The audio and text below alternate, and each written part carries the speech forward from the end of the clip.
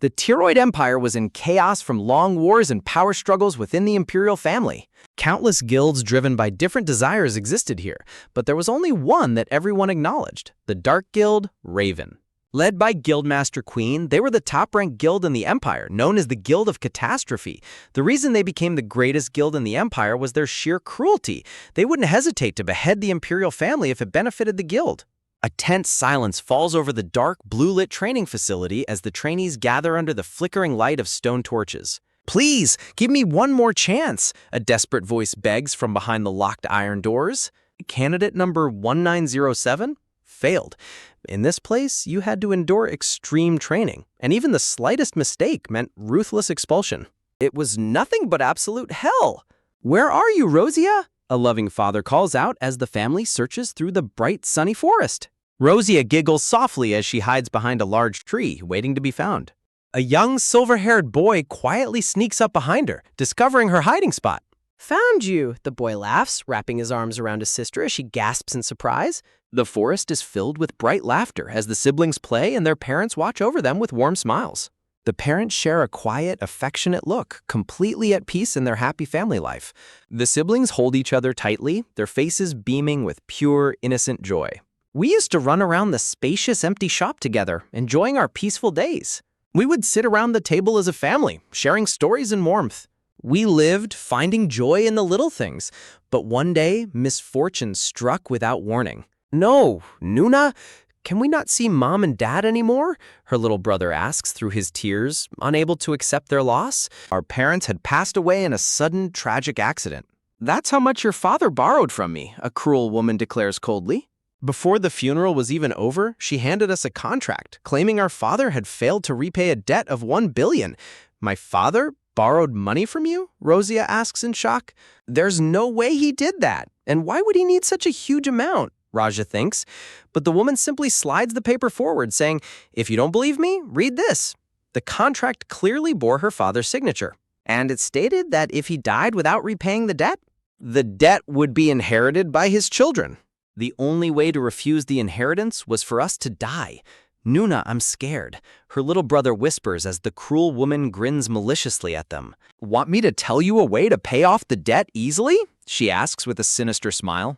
As they are led into the training grounds, the other children whisper, "Are they new? Looks like it. They look like siblings." "I wonder how long they'll last," someone mutters. Rosia looks around in dread, wondering if all these children were dragged here just like them. From that day on, Senial and I underwent brutal physical training and learned strange, deadly techniques. Since I've often helped my father with his work, I adapted quite easily, but young Senial struggled heavily with life in the Dark Guild. However, Raven was a world of endless, ruthless competition. They forced us to ingest strange substances, testing our bodies with mysterious, glowing poisons. "Nuna, I'm dizzy," Senial gasps weakly, feverish and pale as he holds his sister's hand. "I can't let this go on. For Senial's sake, we have to escape this place as soon as possible," Rosia resolves with tears in her eyes. "I couldn't stand watching my brother waste away. I tried to escape with Senial several times, but the guards always caught us, shouting, 'Stop right there.' Kneeling before Queen's office doors, I slam my hands down and plead, 'Queen, I'll work harder.' 'I'll do whatever you say, so please just let my sick brother go.' 'Please, I'm begging you,' I cry out, desperate to save him. But Queen looks down at me coldly and says, 'You've got the wrong idea. In this place, the weak have no choice. Only the strong get to choose. Think about what you must do to choose your own life.' Queen's words echo in the silent room as Rosia stands before her, realizing the harsh truth of their survival. So what I chose was to become stronger than anyone else, ruthlessly slamming my opponents to the ground. The other trainees watch in stunned silence and awe as I stand victorious over my fallen opponent. If I can finally make my own choices, then I can at least set my brother free. Climbing the ranks one step at a time, the day I finally reached number 1, I went to see Queen. Now. Can I choose now? I ask, looking her straight in the eyes. Phew, coming here the moment you hit number 1? You must be in quite a hurry, Queen says with an amused smile. A close-up of Queen, the Guildmaster of Raven, looking on with an amused, confident smile. Queen promises to release Rosia's brother, saying, "Fine, I'll release your brother, so don't worry, I'll give you one more choice." She shows her a small green glass bottle containing a memory erasing potion, explaining, "This is a memory erasing potion. If you give this to your brother, he won't have to suffer from the guilt that his sister sacrificed herself to save him." As a dark, heavy atmosphere takes hold, Queen warns her, "How much you give him is up to you, Rosia. In exchange, the moment you take this potion, you're bound to me for life." Hearing the words "for life," 9-year-old Rosia looks back anxiously, questioning the heavy decision before her. Clenching her fist, she realizes how incredibly heavy the concept of "for life" is for someone her age. Rosia takes the glowing green potion, resolving that it is better to sacrifice only herself rather than both of them falling into the abyss. Rosia prepares the memory-erasing potion as her younger brother, Seniel, lies coughing weakly in bed.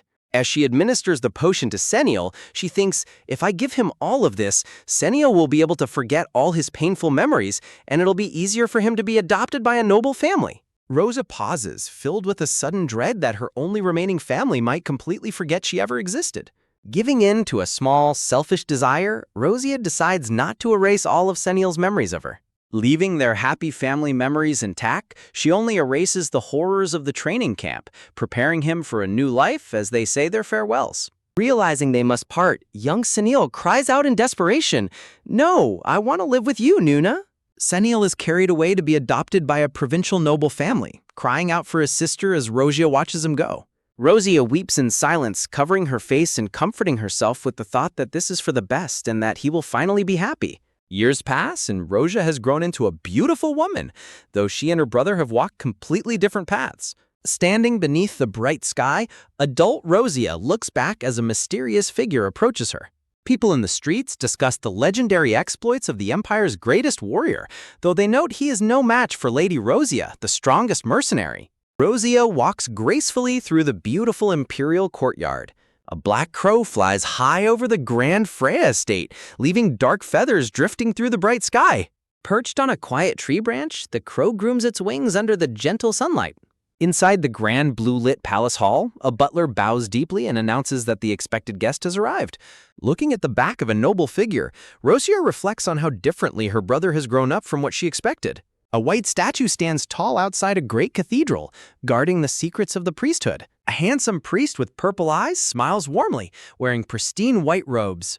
Rosia notes that her brother's life has become intertwined with the most powerful figures, even including the Prince of the Empire. A peaceful cabin stands nestled deep within a lush sunny forest. Dressed in black stealth gear and a mask, Rosia slips silently through the thick bushes outside a target facility. Reaching out into the darkness, she carefully searches around, whispering, "Is it around here?" Discovering a hidden compartment, she smiles beneath her mask, thinking, so it was hidden here. She discovers the map belonging to the Great Thief, which contains information on massive mana stone deposits. The legendary map is rumored to hold secrets powerful enough to change the balance of power. Clutching the parchment tightly, Rosia thinks, despite Queen's warnings to be careful, I found it easier than I expected. A fond memory of her young brother Seniel smiling warmly flashes through her mind. Standing on a high cliff, Rosia looks out over a grand mountain range beneath the shining sun. The scene shifts to the magnificent House Freya estate, basking under the bright blue sky. Inside the grand hall of House Freya, a butler bows deeply in respect. A handsome, elegant young man with silver blue hair and bright eyes looks forward. Rosia leaps down gracefully through the air, executing her stealth mission with perfect agility. Landing softly on her feet, she exhales quietly, remarking, of course they wouldn't just hide it. She easily bypasses the security, thinking, though this is child's play compared to training. The grand estate stands silent under the deep blue night sky as the wind rustles the trees. Crouching low on the grass with her sword drawn, she wonders, is that the last of the traps? Securing her prize, she begins to leave, thinking, the map is safe in the artifact. Now, time to head back, before suddenly freezing at a sound. What was that sound? Rosia wonders in shock as a sudden, powerful attack clashes against her. Rosia barely reacts in time as a sharp blade cuts dangerously close to her face. Rosia blocks a heavy strike, her sword clashing loudly with an unseen opponent's blade as she thinks, I'm sure I cleared all the traps. Her blade trembles under the heavy pressure as she realizes, if I'd been even half a second late, my throat would have been pierced. Shaken by the unexpected attack, she parries the blow and leaps back, wondering, where did someone this skilled come from? She is confronted by a dark-haired, red-eyed young man in a mask who says, so you're the Prince of the Raven Guild. She gasps in shock as he recognizes her instantly. Rosia leaps through the air, clashing blades with her opponent, realizing, since he's after the map too, he must be from another guild. Clashing swords with her mysterious opponent, Rosia grunts defiantly beneath her mask. As the blades grind against each other, Rosia thinks anxiously, if this drags on, I might lose my edge. Masked opponent huffs and remarks, to parry my strike? I guess your reputation is real, while Rosia desperately searches for an opening. The opponent warns, though you still have a long way to go, as Rosia seizes her chance, thinking, now! Rosia's eyes widen in surprise as she senses a sudden threat. With a loud clash, she barely manages to block his heavy, unexpected counteroffensive.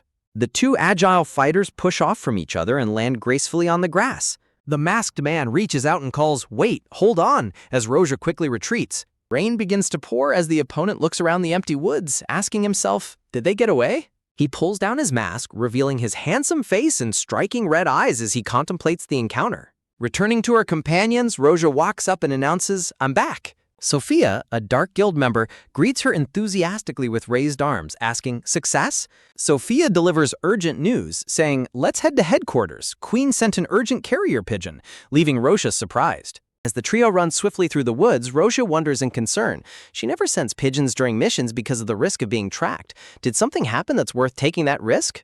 Speeding through the dark mountains, a deep sense of dread washes over Rosia as she thinks, I have a bad feeling about this. A narrative screen announces, a short while later, at the Raven Guild. Entering the dimly lit room, they find Queen sitting up in her bed, coughing weakly. Queen looks up at them with a frail smile and asks weakly, are you here? Rosia is stunned by Queen's deteriorated state, thinking she looks so much worse than the last time I saw her. Recognizing the signs of impending death, Rosia realizes with a heavy heart, I've seen so much death in this guild that I can tell instantly. Queen doesn't have much time left. Queen asks about their mission. This wretched illness hasn't improved a bit in 2 years. Did you find the map? To which Rosia replies, I got it since you wanted it so badly. Queen looks at her with a gentle, appreciative smile. Rosia reaches up and pulls down her mask, revealing her face. Rosia exhales a quiet sigh, looking at her leader with deep concern and sadness. Queen reaches out to gently touch Rosia's cheek, murmuring, but you've grown so much since then. Queen stares warmly into Rosia's eyes, her gaze filled with fond memories and deep affection. Queen suddenly coughs up blood, whispering, maybe I saw this future when I took you in. Rosia gently holds Queen's hand to stop her, pleading, I get it, so stop talking. You're coughing up blood.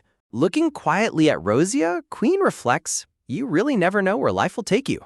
Queen remembers the young, hostile girl Rosia used to be when they first met. Queen notes with a faint smile, to think that you, who used to be so hostile toward me, would be by my side, wiping away the blood I cough up. I couldn't have imagined it back then. Rosia kneels devotedly by the bedside, tending to Queen as the guildmaster continues to speak. Queen gently confronts her, saying, don't play innocent. I know you've been secretly looking after the families of your targets, causing Rosia to flinch in silence. Queen reminisces, you used to struggle just to protect your brother, knowing Rosia's deep capacity for kindness. Queen presents her with a final heavy decision. So I will give you one more choice. Either take my place as the Guildmaster of Raven. Rosia is stunned by the weight of Queen's offer, her face filled with conflict and grief. Queen finishes, or if you don't want that, leave this world behind, prompting a shocked Rosia to cry out, you're telling me to leave? Now of all times? Queen gazes up at her peacefully, showing that her decision is made out of care for Rosia's future. With her final breaths, Queen whispers comfortingly, once I die, you'll be free. Rosia desperately cries out through her tears, no, Queen, stay with me. Queen passes away peacefully as Rosia holds her cold hand, weeping, Queen. Rosia grieves the loss of her mentor, reflecting, the person who caused me the most pain and suffering, yet gave me the strength to overcome it all, has left my side. It was exactly 10 years since I joined the Raven Guild. Under a heavy downpour, the members of the Raven Guild gather around Queen's tombstone to bid her farewell. The guild members weep in grief, crying, I can't believe it. Queen is really gone. She had a sharp tongue, but she was so kind-hearted. Standing before the grave, Rosia thinks quietly, now that Queen is dead, I can finally leave the guild. Clutching her chest, Rosia feels a profound emptiness, thinking, but even though I've gained the freedom I craved, my heart just feels heavy. She remembers the struggles she endured to protect her beloved younger brother, Seniel. She recalls how young and fragile Seniel was, coughing weakly in his bed as she stayed by his side. Rosia weeps as she remembers the painful farewell, thinking, but in the end, Seniel was adopted by a noble family. Dressed in an elegant royal blue uniform adorned with gold embroidery, a silver-haired young man stands with his back to the viewer, surrounded by a luminous blue light and decorative patterns. Rosia, dressed in her sleek black stealth outfit and matching face mask, stares forward with her piercing blue eyes. Looking out into the pouring rain, Rosia reflects, I don't exactly feel grateful to her, but my hatred for her vanished long ago. Standing alone in front of Queen's headstone amidst the falling rain and white flowers, Rosia whispers, so I should at least say a proper goodbye. Goodbye, Queen? Rosia's companions approach her in the rain, with one of them saying, Rosia, I heard the news. I heard Queen told you to leave if you weren't going to be the successor. Standing under the falling rain, they ask her, so what are your plans now? To which Rosia replies, I'm not sure yet. I'm going to take a break from missions and think about it. Sophia grabs Rosia's arm in concern and asks, where will you go? You don't even have a place to stay. Rosia calmly responds, first, I'm going to see my brother. As rain continues to pour over the lush green forest, Sophia asks in worry, what if you go to him and he pretends not to know you?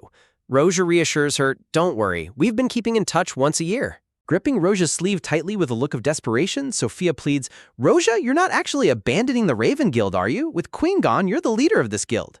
Rosia gently but firmly pulls her arm away from Sophia's grasp, saying softly, Sophia, I understand how you feel, but against a dark, heavy background, Rosia's thoughts drift to her true feelings. Unlike you all, I never wanted to be here in the first place. A memory of young guild members standing in a line plays out as Rosia reflects, unlike me who was forced into this, everyone else joined voluntarily. Looking at her companions with a soft but resolute expression, Rosia asks, so please, don't ask me to be the master.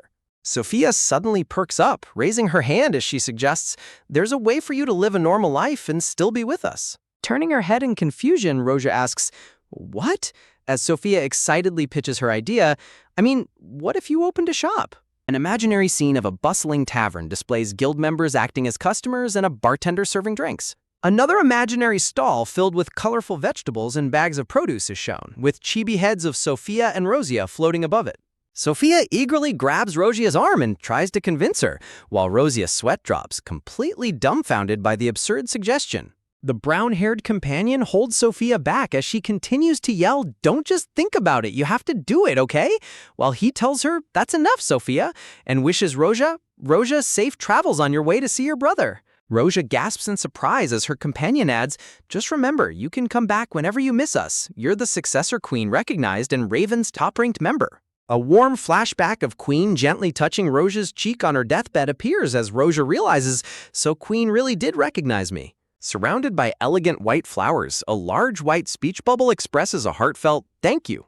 Dressed in her black outfit with white roses blooming around her, Rosia smiles warmly and brightly. Squinting under the bright sunlight, Rosia shields her eyes with her hand, looking up into the sky. Inside a grand blue-lit mansion, a butler stands in a respectful pose, ready to attend to his master. A handsome, silver blue-haired young nobleman in a lavish outfit looks forward with a gentle, graceful expression. The butler bows respectfully as he helps the silver-haired young nobleman adjust his ornate dark vest and crisp white shirt. Looking slightly concerned, the young nobleman adjusts his collar while conversing with his loyal butler. Entering his room and leaning back in exhaustion, the silver-haired young man sighs. I'm exhausted. How hard do they have to push us before they're finally satisfied? Before freezing and thinking, that sound. Perched on the windowsill under a glowing blue sky, a large black crow appears, causing the young man to exclaim in surprise, Shell? Opening the window to let the crow in, the young nobleman asks, what are you doing here at this hour? As a label identifies the crow. Shell, Rosia and Senial's carrier pigeon. Unrolling the message delivered by the bird, he reads, let's meet if you have time. I'll wait at the plaza for a week. R 811. Reading the letter from his beloved sister, the silver-haired young man's face lights up with a brilliant, joyful smile. Staring at the date -R 811 written on the parchment, he suddenly realizes with dread, she's been waiting a week. Then the date it was sent? A wave of shock and panic washes over the young man's face as his eyes widen in realization. The scene shifts to a grand city plaza basking under a bright blue sky, with a narrative box stating, it's already been a week since I started waiting for Senial. Dressed in an elegant light blue dress with her long golden hair flowing, Rosia stands in the plaza and reasons, Shell must have been delayed this time. He's not the type to ignore my letters. Rosia suddenly turns around in surprise as a voice cries out, Sister! And she wonders, Senial? Sunil rushes forward and wraps Rosia in a passionate hug, crying out joyfully, "It's been so long, I missed you." Holding her brother close, Rosia reflects warmly, "Even though we see each other every year, he's still so enthusiastic. He has grown so much since then." Sunil looks down at his sister with a blissful, radiant smile, surrounded by floating pink flower petals. Rosia tells her brother, "I wanted to tell you in person, so I contacted you," prompting a solemn look from Sunil as he replies, "Oh, I see. You did mention she'd been ill for a few years." Gently holding Rosia's hands, Sunil says, "It must have been so hard for both of you. Then, sister, are you?" Rosia looks down, replying softly, "I'm all alone now. That's why I was able to come see you like this." Against a beautiful dark floral background, Sunil offers warmly, "In that case, why don't you stay at my place for a while?" Sunil gestures open-handedly towards Rosia, inviting her to come with him, while she looks at him with a startled and surprised expression. Rosia looks hesitant and slightly sweat-dropped as she replies, "I appreciate the offer, but..." Sunil steps closer and speaks to her reassuringly, trying to gently convince her to accept his invitation. Sunil smiles brightly with stars glittering around him, enthusiastically trying to persuade his hesitant sister. Sunil reaches out and firmly takes Rosia's lace-cuffed hand in both of his. Looking at her with pleading, teary eyes, Sunil says, "We only ever get to see each other once a year. It breaks my heart that I couldn't be there to help you when things..." Rosia thinks about her brother Sunil, wondering, "Well, I did come here to spend time with Sunil. Should I just indulge him?" Rosia lets out a soft smile and agrees, saying, "All right, I get it." Smiling warmly, Rosia holds her brother's hands and says, "Then I'll indulge you for a few days," which makes a joyful Sunil ask, "Really? You mean it?" As chibi heads of the siblings express their joy and disbelief, the scene transitions to a grand castle-like villa a short while later, where companions are shocked that Sunil actually brought his sister along. A handsome young man with a brown ponytail introduces himself, saying, "Hello, I'm Orbis. I've heard so much about you," as a label identifies him as Sunil's close friend and colleague. Orbis warmly shakes Rosia's hand, welcoming her with a bright smile, while Sunil stands in the background, glaring in deep jealousy. Orbis holds Rosia's hand gently, rubbing his thumb over her lace-cuffed sleeve as the caption reads, "But..." Leaning in with a charming smile, Orbis startles Rosia by asking her, "How do you feel about dating younger guys?" An angered Sunil grabs Orbis by his collar and yells, "Keep your hands off my sister," while Orbis sweat drops and defends himself, saying, "What? It was just a greeting." Sunil fumes in irritation, snapped veins appearing on his face as he replies, "Not even that," while Orbis calmly sighs and thinks, "Typical." Rosia stands between Orbis and Sunil, looking sweat-dropped and completely dumbfounded by their childish bickering. Orbis smiles brightly and closed-eyed, looking completely unbothered by the tense situation. Rosia questions the sleeping arrangements in confusion as chibi Orbis shrugs, telling her not to worry about staying at a manor belonging to another ability user. A magnificent back view of a high-ranking master is displayed as Orbis enthusiastically explains, "The master of this villa is a very great and talented person. They wouldn't care about something so trivial." Rosia remains slightly skeptical, thinking to herself, "Something feels off, but since it's already late, I'll stay here tonight and look for another place tomorrow." While Rosia sleeps soundly in her bed, Sunil stands guard in the blue-lit hallway outside her room when Orbis quietly walks up and whispers his name. Orbis and Sunil stand talking in the quiet hallway outside Rosia's room under the cool moonlight. Looking solemn and determined, the silver-haired Sunil stands guard as Orbis approaches him to discuss business. Watching his sister sleep peacefully, surrounded by light and floral decorations, Sunil reflects warmly. Seeing her sleep like that, it's the first time since we were kids. In the quiet hallway, Orbis addresses Sunil seriously, saying, "I get that you two are close, but I have something to tell you about that matter." Sunil's expression turns grave as Orbis warns him, "I think there's going to be a problem with the plan." Sunil quickly hushes him, warning Orbis, "Keep it down. Sister doesn't know what I do," to which Orbis sheepishly agrees, All right, all right." Hearing footsteps walking away, Sunil suggests, "Then let's talk downstairs." Sensing the commotion, Rosia slowly opens her piercing blue eyes in the dark room. Lying awake in her bed, Rosia ponders with concern. "That matter? What is he doing that he has to keep it a secret from me?" Rosia tries to shake off her suspicion, reasoning, "I should check on it later. No, Sunil is an adult now. He must have his own life. I need to drop these habits from the guild." Beautiful memory of young Rosia, Sunil, and their family in a sunny field comes to mind as she thinks, "It's been so long since I've spent time with my family under one roof. I can't waste this time on useless thoughts. Smiling softly as she drifts back to sleep, Rosia decides, I'll get some sleep and spend tomorrow morning with my brother. In the dark hallway, a door is left slightly ajar as a quiet footstep echoes through the silence. In the library, Orbis reports shocking news to Senial, saying, I can't believe it either, but they say the map of the great thief was stolen. Looking pale with shock, Senial clenches the parchment and exclaims, That's impossible. Your Highness went there in person, didn't he? Orbis sighs in defeat and closes his eyes, replying, Even so, the mission failed. A flashback shows the elite members of the Raven Guild in action as Orbis explains, It seems the Raven Guild's prince was even more skilled than we anticipated. Clenching his jaw in immense anger, Senial seethes over the ruined operation, thinking, To think he ruined our operation. Senial slams his hand on the desk, his eyes wide with rage as he vows, Prince, I'll never let you get away with this. The next morning, a bird flies gracefully through a clear, beautiful blue sky. Rosia walks peacefully through the courtyard of the Grand Manor in her light blue dress. Rosia turns her head slightly, her expression thoughtful and serene in the bright morning light. Orbis approaches Rosia in the courtyard, smiling as he says, Yes, thanks to you. Orbis, dressed in a sleek black shirt with gold embroidery, walks alongside Rosia as they converse.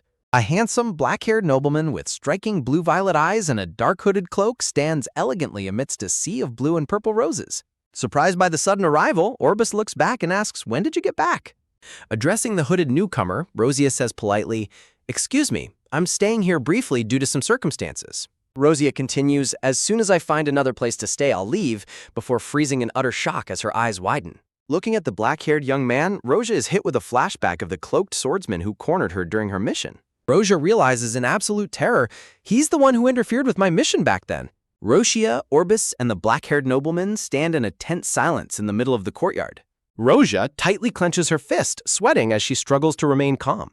An intense flashback of their duel flashes in her mind as Rosia thinks, Every instinct I've sharpened in the guild is warning me. Staring at the black-haired nobleman with deep suspicion and tension, Rosia resolves, I need to stay on my guard around this man. The black-haired nobleman stands before Rosia in the courtyard, asking her a question that instantly puts her on guard. Have we met somewhere before? The nobleman asks, prompting a sudden wave of panic to wash over Rosia as she desperately tells herself to stay calm, convinced there is no way he could have recognized her. Rosia forces a polite expression and replies, I don't believe so. Perhaps you've mistaken me for someone who simply resembles me? To which the nobleman responds with a subtle look, Well, perhaps. Orbis quickly responds, Yes, sir, as the black-haired nobleman turns his back on them and walks away, his dark cloak billowing behind him. Watching the master leave, Orbis nervously laughs and tries to reassure Rosia, saying, He's always been blunt like that. Walking down the paved hallway, the nobleman leaves with Orbis following closely behind him, their footsteps echoing quietly through the manor. The black-haired nobleman walks with a solemn, introspective gaze, deep in his own thoughts. The nobleman thinks back to the cloaked intruder he encountered, remembering, That person I met back then, they had blue eyes too, as he compares that memory to Rosia. A beautiful, warm image of Rosia smiling politely flashes through his mind as she says, It's a pleasure to meet you. Steady footsteps click against the tiled floor as the two men walk down the spacious hallway. Dismissing his doubts, the nobleman thinks, Forget it, she probably just reminds me of Senial. Stopping in his tracks, the nobleman begins to ask, By the way, Orbis? Turning to face his colleague with a stern look, the nobleman demands, Why did you bring Senial's sister here? This is a secret hideout. A sweat-dropping Orbis apologizes in a cute chibi style, sheepishly explaining, I'm sorry, I just thought since she's Senial's family? A warm memory of the silver-haired Senial happily holding hands with his sister Rosia is displayed. Orbis nervously smiles while the nobleman rubs his temple in exasperation, clearly annoyed by his companion's lack of caution. Adjusting his cloak, the nobleman maintains a serious, focused expression. Orbis replies, Yes, sir, as the nobleman opens the grand doors to enter the room. Senial stands in the room and protests, Your Highness, I came because you called, but I'm officially on leave starting today. Senial scratches his head with a playful smile and says, Come on, it's my first vacation in years, while the prince listens with crossed arms and a stern expression. The prince's eyes narrow coldly as he replies, I'm sorry, but this isn't the time. Hearing the cold refusal, Senial's face falls in shock, his hand freezing midair. A grim memory of dark, bloody warfare on the battlefield flashes through the air, filled with weapons and chains. A flashback shows a masked, golden-haired Rosia raising her sword as the narration reads, "Unless something unexpected happens, eventually." Ominous dark roses fill the background as the narration concludes, "The prince will become the successor." Pacing the room, the prince states, "That's not all. Soundal's recent movements have also been suspicious. They seem to be after the map of the Great Thief as well." Seniel looks shocked and asks, "You mean the kingdom that fell and disbanded after the war ended 10 years ago?" Looking over a document labeled Seniel's leave request, the prince adds, "And I've heard reports of sightings recently." Ripping up the document, the prince states, "It's unfortunate, but you must obey," while an angry mark pops up on Seniel's head. Seniel stands holding a written decree or report, looking indignant and defiant. Throwing a temper tantrum, Seniel yells, "Whether it's ravens, prince, or princess, they can wait until my vacation is over," making the prince sigh in frustration. Turning away stubbornly, Seniel insists, "I'm not giving up, so this time you're the one who should compromise." Clenching the crumpled paper in his hand, the prince thinks, "Right, she returned after 10 long years." In a swift, aggressive motion, the prince grabs Seniel by his collar and slams him against the wall. Staring at him intensely, the prince questions, "She's a sister who you only saw once in the past 10 years. Don't you think it's strange that she suddenly returned now?" Prince locks eyes with the stunned young man and asks, "Seniel, are you absolutely sure your sister isn't taking advantage of you?" Clenching his fist around the prince's wrist, an angered Seniel demandingly orders, "Take that back."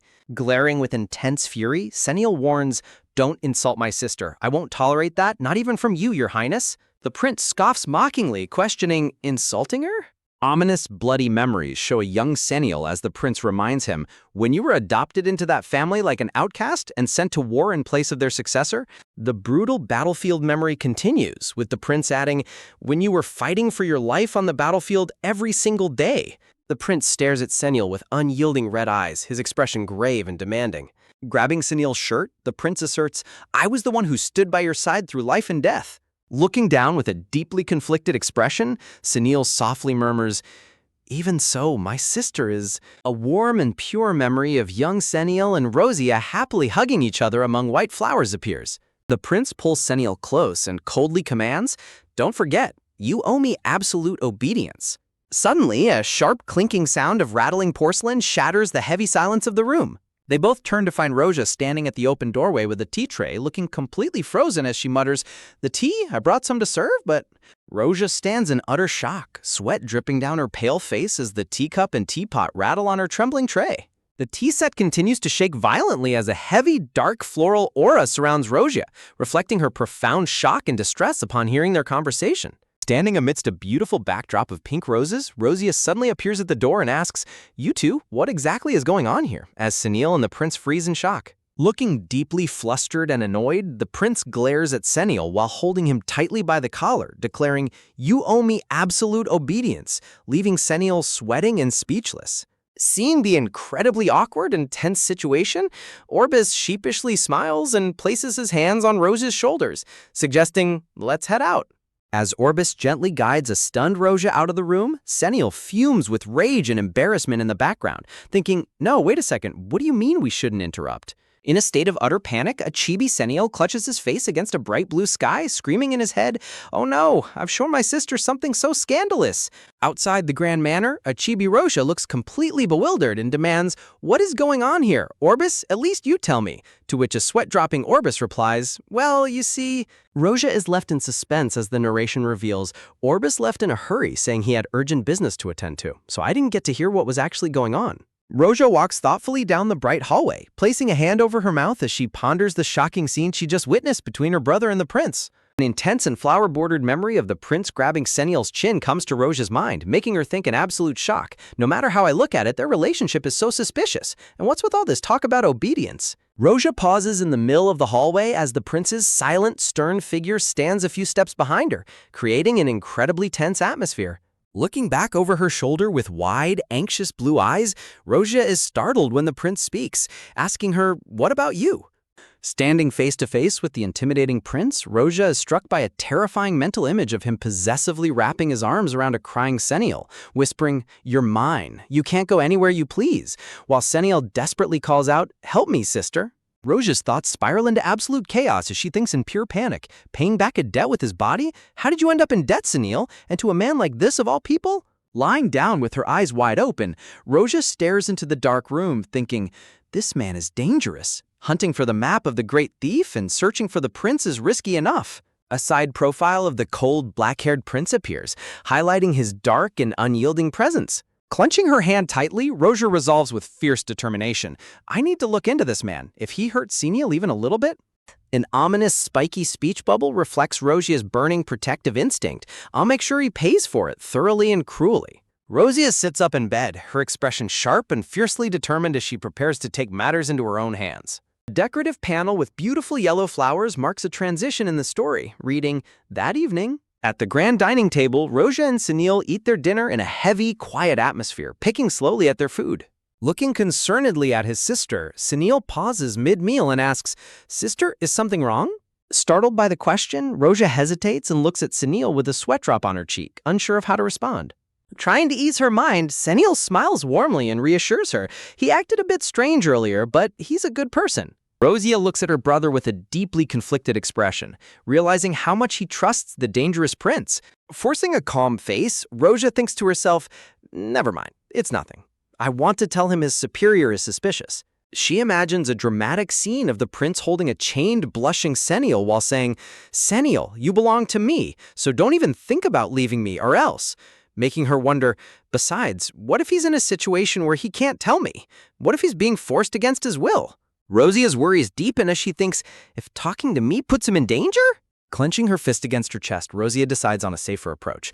Instead of acting rashly, it's better to use the information network to find out for myself. Roja plans her next move with a clear goal in mind. To do that, I'll have to head to the capital where all the information gathers. Breaking the silence at the dinner table, Roja looks up and calls out, Senial. Looking beautiful and composed under the bright chandelier, Roja prepares to deliver her decision. Rozia tells Senial she is going to the capital, prompting him to happily offer to go together, which leaves Rozia completely startled as she asks, You too? Why? Senial flinches nervously, a sweat drop appearing on his head as he tries to come up with a quick excuse. Laughing sheepishly with a sweat drop, Chibi Senial lies, I just have to meet someone there, while Rozia stares at him with deep suspicion. Blossoming flowers surround Senial as he beams happily and scratches his neck, admitting, I've always wanted to go with you, sister. Seeing her brother's genuine, bright smile, Roja's suspicion melts away, leaving her surprised and touched by his affection. Pink and purple roses frame a silent pause of realization for Roja. Rozia lets out a soft, genuine laugh as she smiles warmly at her brother's adorable enthusiasm. Discussing their travel plans, Chibi Senial happily tells Chibi Roja, We'll be staying at Orbis's house in the center of the capital, so you don't need to pack much, to which she replies, All right, thanks, see you tomorrow. The next morning, the grand white manor stands beautifully under a bright blue sky. As they prepare to leave, Senial tells Rozia, I'll arrange an escort for you while I'm gone, but Rozia quickly declines, saying, It's fine, having someone follow me around is a bit uncomfortable. Accepting her decision, Senial smiles gently and bids her farewell, saying, Okay, have a safe trip. Walking away, Roja looks back over her shoulder with a sharp, focused gaze. Roja feels a sense of relief as she thinks, it's a relief. I didn't even have to lie to get some time to myself like this. Ready to begin her secret investigation, Rozia thinks, well, shall I head out too? A transition panel shows the bustling streets of the city with the caption, a short while later at the capital shopping district. Walking through the streets in her elegant blue checkered dress, Roja notes to herself, the streets are quieter than I expected for the capital. Suddenly, Rozia's eyes widen in surprise as she spots something unusual happening nearby. Hearing a loud noise, Rozia wonders, what are they talking about? Peeking around a corner, Roja sees a large, excited crowd of noblewomen chattering eagerly, with some saying, I can't believe we can finally buy it, and I've been waiting for today, while another declares, I'm going to buy all the new Senial ones. Roja's face turns pale with shock, her mouth open in utter disbelief as she witnesses the crowd's bizarre excitement. Roja thinks in sheer bewilderment, what are all these people doing here? Walking through the busy street, Roja catches the eye of a lady in a pink gown who glances back at her with a surprised look. Pointing at herself in embarrassment, the lady stammers, Huh? Me? No, Roja stands frozen and bewildered in the middle of the crowd as excited noblewomen walk past her, talking animatedly. Roja holds her chin thoughtfully, wondering, from what I've heard, they're selling something. Is it some trendy accessory? Rozia's eyes widen in sudden intense realization as she spots something truly shocking. At a shop counter displaying portraits of handsome men and enthusiastic customer orders, I'll take one of each from the first and second rows. Rozia realizes, in absolute disbelief, These are pictures of Seniel. Panicking in her mind, she thinks, he's barely wearing anything on top. Roja's shock deepens as she notices other drawings, thinking, and there are pictures of that man, too. A beautifully illustrated portrait shows a charming Seniel looking gentle and serene, surrounded by a backdrop of roses. Looking at her brother's shirtless portrait, Rosia wonders in disbelief, did all these people really line up just to buy such scandalous pictures? Rosia resolves with a dark, intense look. This is no time to go to the information branch. As Seniel's sister, I can't let these pictures of my brother spread. Holding out her money, Rosia demands, I'll take all the remaining postcards and portraits of Seniel, leaving the merchant to chuckle and reply, all of them? Wow, you're quite the superfan. Clutching a massive bundle of portraits, a completely exhausted and broke Rosia sighs, I spent every coin I had, but I couldn't buy them all. Why am I so worn out? Looking at the drawings, Rosia thinks to herself, at least I got rid of all those revealing pictures. But why were pictures like this being sold on the street? Rosia looks at another portrait where Seniel is wearing a black shirt, clutching his chest with an embarrassed, vulnerable expression. Knowing her brother's personality, Rosia's eyes narrow as she reasons, but Seniel hates being the center of attention. There's no way he'd do this of his own free will. As Rosia clutches the pictures with mounting rage, a dark, sinister memory of the prince looms ominously behind her. Rosia's protective instincts flare as she concludes in anger, that man must be forcing him to do this. As the sun sets and warm golden light fills the hallway, Seniel's voice echoes from the entrance. Nuna, we're home. Stepping into the house with Orbis, Seniel stops in his tracks with a pale face and stammers, Nuna, don't tell me. Rosia greets them with a radiant, sweet smile while holding a ladle, saying, that's right, I whipped something up since we don't have a chef here. The boys' thoughts freeze in terror at the sight of the purple, smoking dishes. If it's Nuna's cooking, it's bound to be unfit for human consumption, while the narration ironically labels it as Rosia's splendid creations. Trying to hide their sheer terror, Orbis and Seniel laugh nervously and say, wow, it looks delicious. Believing she has succeeded, a cheerful chibi Rosia thinks, I knew it. A warm meal was the perfect way to lighten the mood. Now that he's moved, should I ask what's really on his mind? Rosia stands with her arms crossed, watching over the boys as they desperately choke down her questionable cooking under her intense gaze. Breaking the heavy silence, Rosia looks directly at her brother and asks, did you really go to the capital just to see someone? Seniel's mind races in sheer panic as he thinks, Nuna saw something in the capital? No way. He worries that his secret has been exposed, thinking, did she find out I'm in the Imperial Prince's direct knights? Deciding to play dumb, Seniel nervously smiles and says, what are you talking about? You must have mistaken me for someone else, while Rosia glares at him with deep suspicion. Seeing him try to deny it, Rosia calmly reaches into her dress pocket and mutters, in that case. Rosia slams the shirtless portrait on the table and demands, explain why pictures like this are being sold in the capital. The incredibly detailed and scandalous portrait of a shirtless, perfectly toned Seniel lies revealed on the table. Chibi Seniel turns completely blue, screaming in sheer horror, whoa, it's not like that, Nuna, while Orbis admires the drawing, saying, wow, you look great, Seniel, where did you even get this?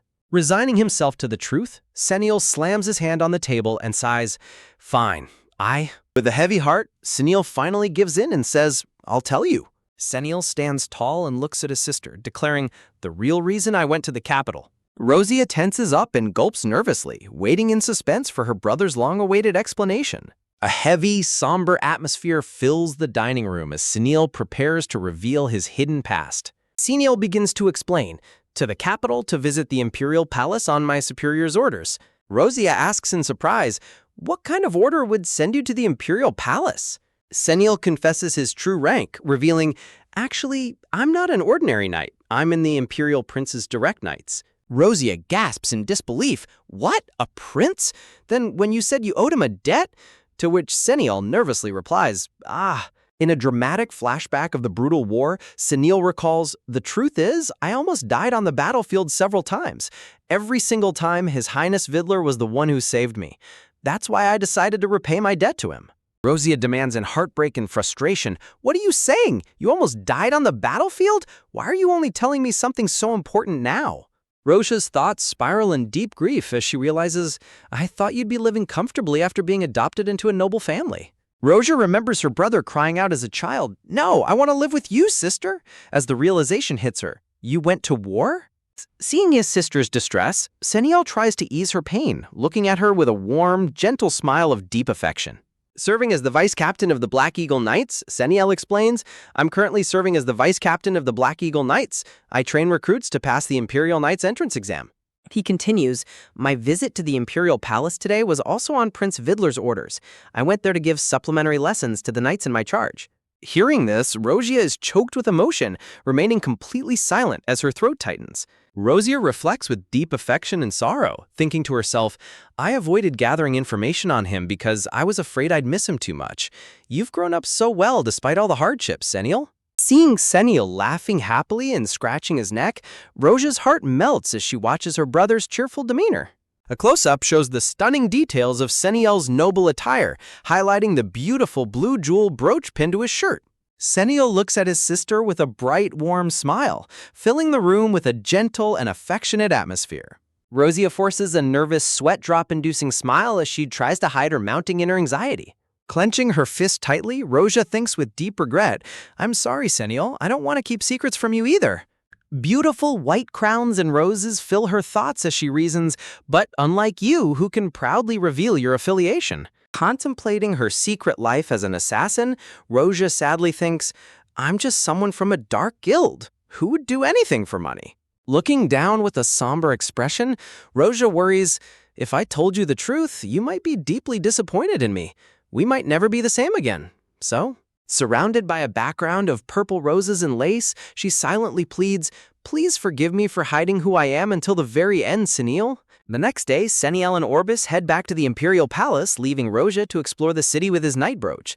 However, she thinks, I tried to buy some normal clothes at a shop, but I couldn't even look around because people kept recognizing the brooch. Holding the beautiful blue brooch, Rosia looks elegant and gentle as she walks through the shopping district. Suddenly, a stern-faced Imperial guard with dark green hair grabs Rosia's shoulder, catching her completely off guard. The Imperial guard demands, show me your identification tag. If you stole it, be prepared for severe punishment. Causing a startled Rosia to stammer, my identification tag? Rosia's mind races in panic as she thinks, I let my guard down. I have an identification tag as Rosia, a commoner, but that won't prove that Seniel and I are siblings. An illustration shows Seniel and Rosia standing back to back as she worries. Besides, if the noble family that adopted Seniel finds out about this, it might put him in a difficult position. Trying to sound convincing, Rosia, nervous, tells the guard, I left my identification tag at home. Under the guard's stern, questioning gaze, Rosia nervously covers her mouth and stammers, well, Rosia gasps in utter astonishment, her eyes widening in shock as she asks, the Imperial Palace? Looking down at her coldly, the guard firmly orders, to the special prison. Rather than panicking, Rosia smiles inwardly, thinking, this is an unexpected gain.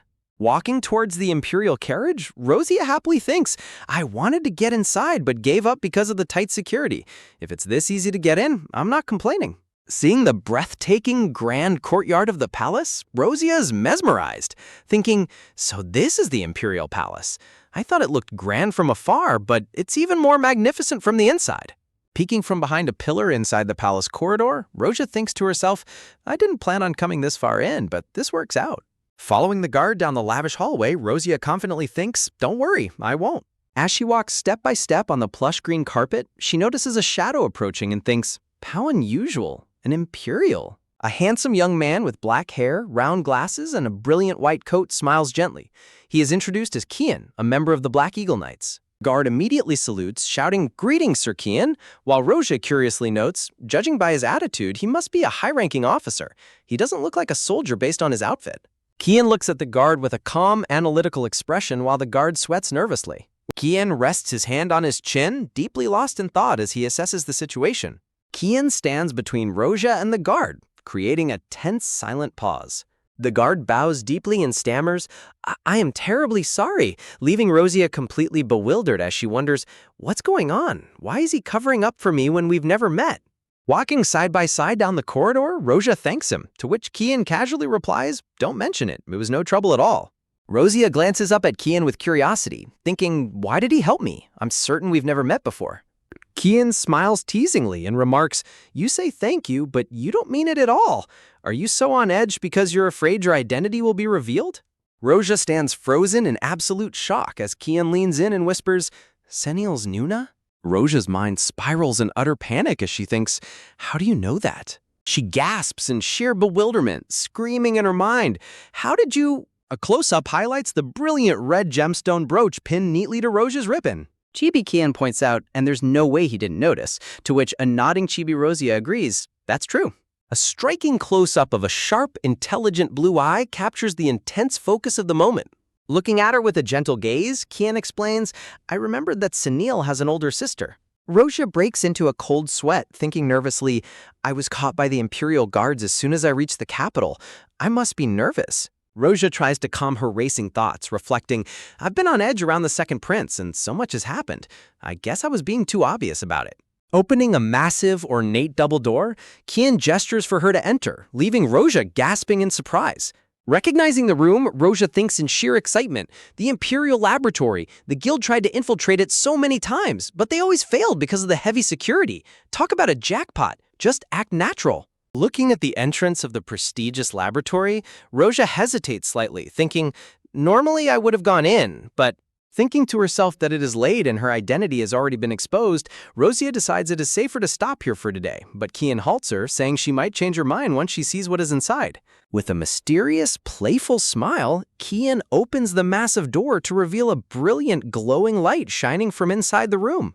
Looking inside, Rosia gasps in awe at the sight of high-grade magical artifacts sparkling brilliantly on the laboratory tables and shelves. Kian explains that because magic users are incredibly rare in the Teroid Empire, the 5 great families have long used these special magical artifacts to protect the empire. Kian peers closely at Rosia through his round glasses, revealing that he has found someone who can use magic despite not being from one of the 5 great families. Rosia stands frozen in absolute shock, sweating nervously as Kian reveals his secret. Sunil is a magic user? Rosia's mind races in disbelief as she reasons that manifesting magic is exceptionally rare, even within the bloodlines of the 5 great families. Rosia contemplates her brother Sunil's childhood, wondering how it could be possible for a commoner like him to experience a magical awakening.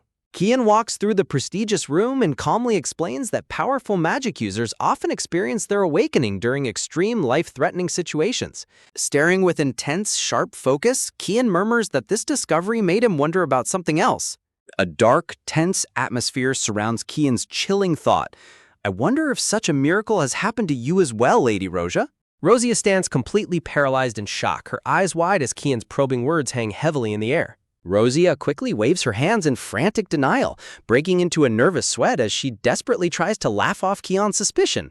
Rosia reflects on her dangerous past, thinking to herself that if she actually possessed magic, she would have surely awakened it during one of her many near-death experiences in the Dark Guild.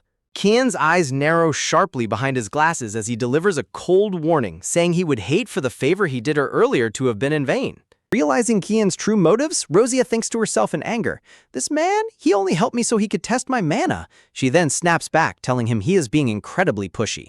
Kian stands with his arms crossed, smugly pointing out that if he hadn't stepped in to help her, she would have been under intense interrogation until the moment she met Sunil. Rosia clenches her fist in frustration, forced to admit to herself that as annoying as he is, Kian is absolutely right. With a bright, cheerful smile surrounded by flowers, Kian gracefully adjusts his brooch, looking completely pleased with himself. Before Rosia can even respond, Kian turns on his heel and casually walks away, leaving her calling out in protest. Wait, I never said I would! Heavy library doors slam shut, leaving Rosia alone and fuming. She complains to herself in disbelief, I can't believe he just walked out while I was talking. He's so incredibly selfish. Left alone in the laboratory, Rosia decides to make the most of her situation by scouting the lab for valuable items. Approaching a glowing black stone resting on a table, Rosia smiles to herself, thinking that she can practically smell the money radiating from it. Rosia's sparkling blue eyes lock onto the mysterious black stone, mesmerized by its strange glow as she stares closer. Despite knowing she shouldn't, Rosia feels an overwhelming magnetic urge to reach out and touch the glowing black artifact.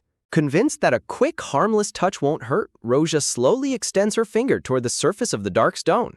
The moment Rosia's finger makes contact, a sudden surge of energy shocks her, causing her to cry out in pain. A blinding flash of light erupts from the artifact, completely enveloping the room as Rosia covers her eyes, wondering where the intense light is coming from. When the blinding light finally fades, Rosia looks down in confusion, wondering if the black stone has completely disappeared. Suddenly, a massive explosion rattles the laboratory, startling Rosia as she reacts in alarm to the loud sound. Rosia spins around in sheer panic, wondering if the explosion means the laboratory is under attack. Rosia looks down at her hands, noticing a faint, warm, pink magical glow radiating from her palms. Panicking, Rosia desperately remembers that she didn't bring any weapons with her to defend herself in case of a fight. Kian suddenly appears, looking completely disheveled, sweat-drenched, and shocked by the sudden turn of events. A dizzy chibi Rosia stands in place, utterly dazed with stars spinning around her head from the magical feedback. Scratching his cheek nervously, Kian tries to make light of the awkward situation while talking to Rosia, who turns away in embarrassment. Kian looks back with a soft, knowing smile, feeling a sense of mystery surrounding Rosia. Rosia's eyes widen in surprise as a tall, imposing noble figure suddenly appears behind her, gently placing a hand on her shoulder. Rosia reflects on her current situation, thinking that since Sunil has been returning home late due to training, she should go see him directly. Rosia walks along the palace grounds at night, noting that the path leads to the Annex Palace. She thinks to herself, I expected to be late, but it's already night. Suddenly, a harsh, furious voice echoes through the gardens, causing Rosia to flinch in surprise. I can't stand the sight of you. Get out of my sight. Prince Vidler, looking solemn and folding his arms, replies quietly, Well, I'd like to disappear too, but the war is over, and I have nowhere else to go. Hiding nearby, Rosia is shocked to witness Empress Cleone fiercely berating Prince Vidler in the middle of the night, while the young third prince stands quietly by her side. A title card framed with blood-red roses introduces the current Empress of the Empire, Cleone Slopian. The narration explains that Empress Cleone Slopian ruthlessly used the immense power of the 5 great families to secure the imperial throne for her husband. Rosia carefully peeks through a bush of white roses, sweating nervously as she realizes she'll be in deep trouble if she gets caught spying at this hour. Rosia decides to hide among the rose trellises and escape later, just as she hears Prince Bidler coldly ask, Then where should a prince be if not in the palace? Empress Cleone looks down at Bidler with pure disgust, questioning how a child born from such a lowly origin could ever be a prince, and accuses him of aiming for the throne. Hiding her face behind her black lace fan, Empress Cleone cruelly declares that the throne belongs only to her son, warning Bidler to stop clinging desperately to the palace like his mother did. Standing tall in his imperial uniform, Prince Bidler folds his arms and quietly retorts, One never knows how things will turn out, Your Majesty. Empress Cleone hides her lower face behind her black lace fan, her eyes flashing with malice as she mocks Prince Bidler, saying, Who knows, the day might come when you beg me to spare my cute little brother's life. Fuming with rage, Empress Cleone snaps her fan shut and walks away, exclaiming, Enough, there's no reasoning with a mongrel. My ears will rot if I listen to any more. Prince Bidler stands calmly amidst dark morning glories, looking cold as he delivers a quiet, warning retort. Remember this moment well. You'll regret not leaving the imperial palace while you still could.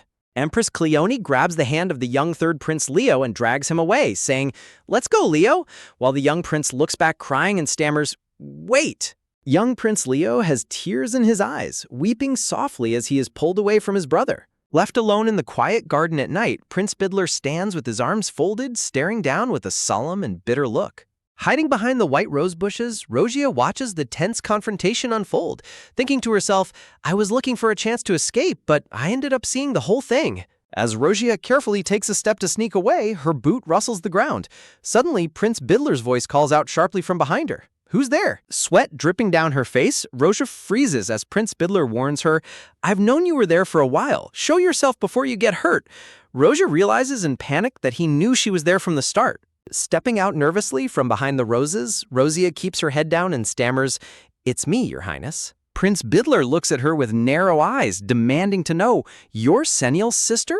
A grand, dark emblem frames the prince's sharp, questioning voice. What are you doing in the imperial palace at this hour? Rosia stands frozen near the white roses, trying to keep her composure as she faces the intimidating prince. Prince Bidler asks her with deep suspicion, You were Senial's older sister? The grand emblem frames the prince's continued inquiry. What brings you to the imperial palace at this hour? Pressing her hands against the glass window, Rosia desperately fabricates an excuse, claiming she received an invitation from Senial but was mistaken for a thief. With the misunderstanding seemingly cleared up, Prince Bidler offers to guide her, saying, There seems to have been quite a misunderstanding. Since I know him well, I shall escort you to Senial myself. A flashback panel reveals Rosia standing in the corridor alongside Kian, who's dressed in a white suit and an imperial guard. Prince Bidler crosses his arms and stares through the window with a look of disbelief, muttering, "How preposterous," while Rosia nervously sweats and stammers, "Well, that is—" Prince Bidler continues to probe, telling her, "Without any proof of your relation, such an assumption is plausible."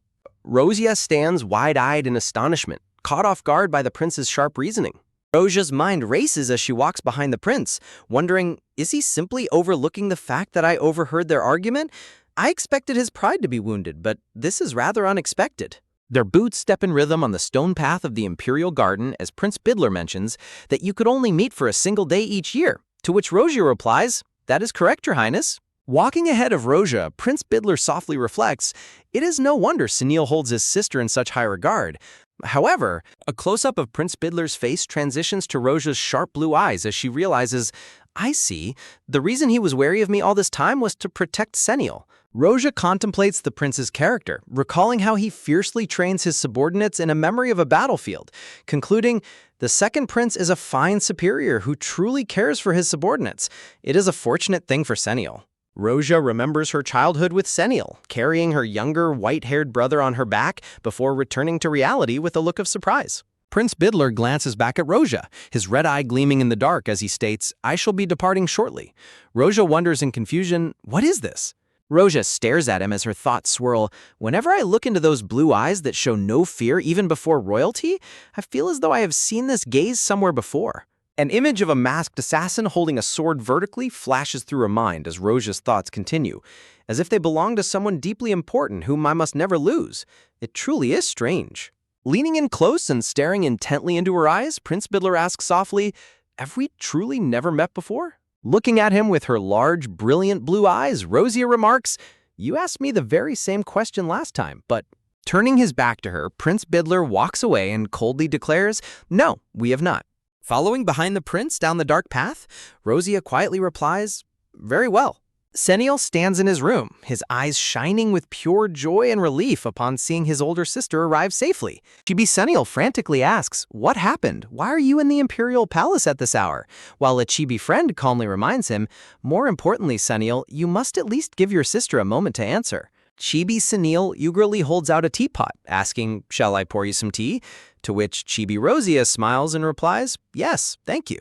At the doorway of the room, Prince Bidler bids her farewell, saying, this is the room, farewell. And Rosia politely responds, thank you. Sitting at the table, Sunil sips his tea and asks, but how did you happen to run into His Highness? While Rosia laughs nervously, thinking, I can hardly mention what happened in the greenhouse. Rosia imagines Prince Bidler glaring intensely at them like a cold-blooded monster, while Sunil nervously comments, Prince Bidler did that? That cold-blooded man is hardly the type to do such a thing. Rosia holds out her hand, offering a beautiful blue gemstone brooch decorated with white pearls, saying, I am returning this brooch to you. Sunil looks incredibly dejected, his face turning downcast as he gently takes her hand and says, wanted to give sister a gift.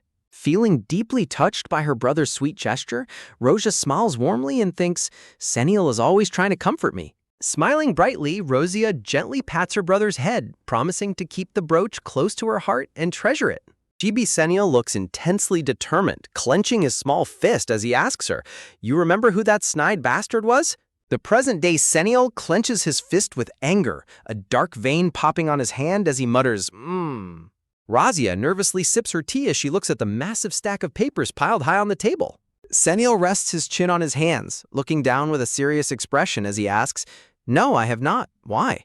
An illustration depicts the rumored Playboy prince sitting on a golden throne, surrounded by 3 beautiful women who adoringly lean against him.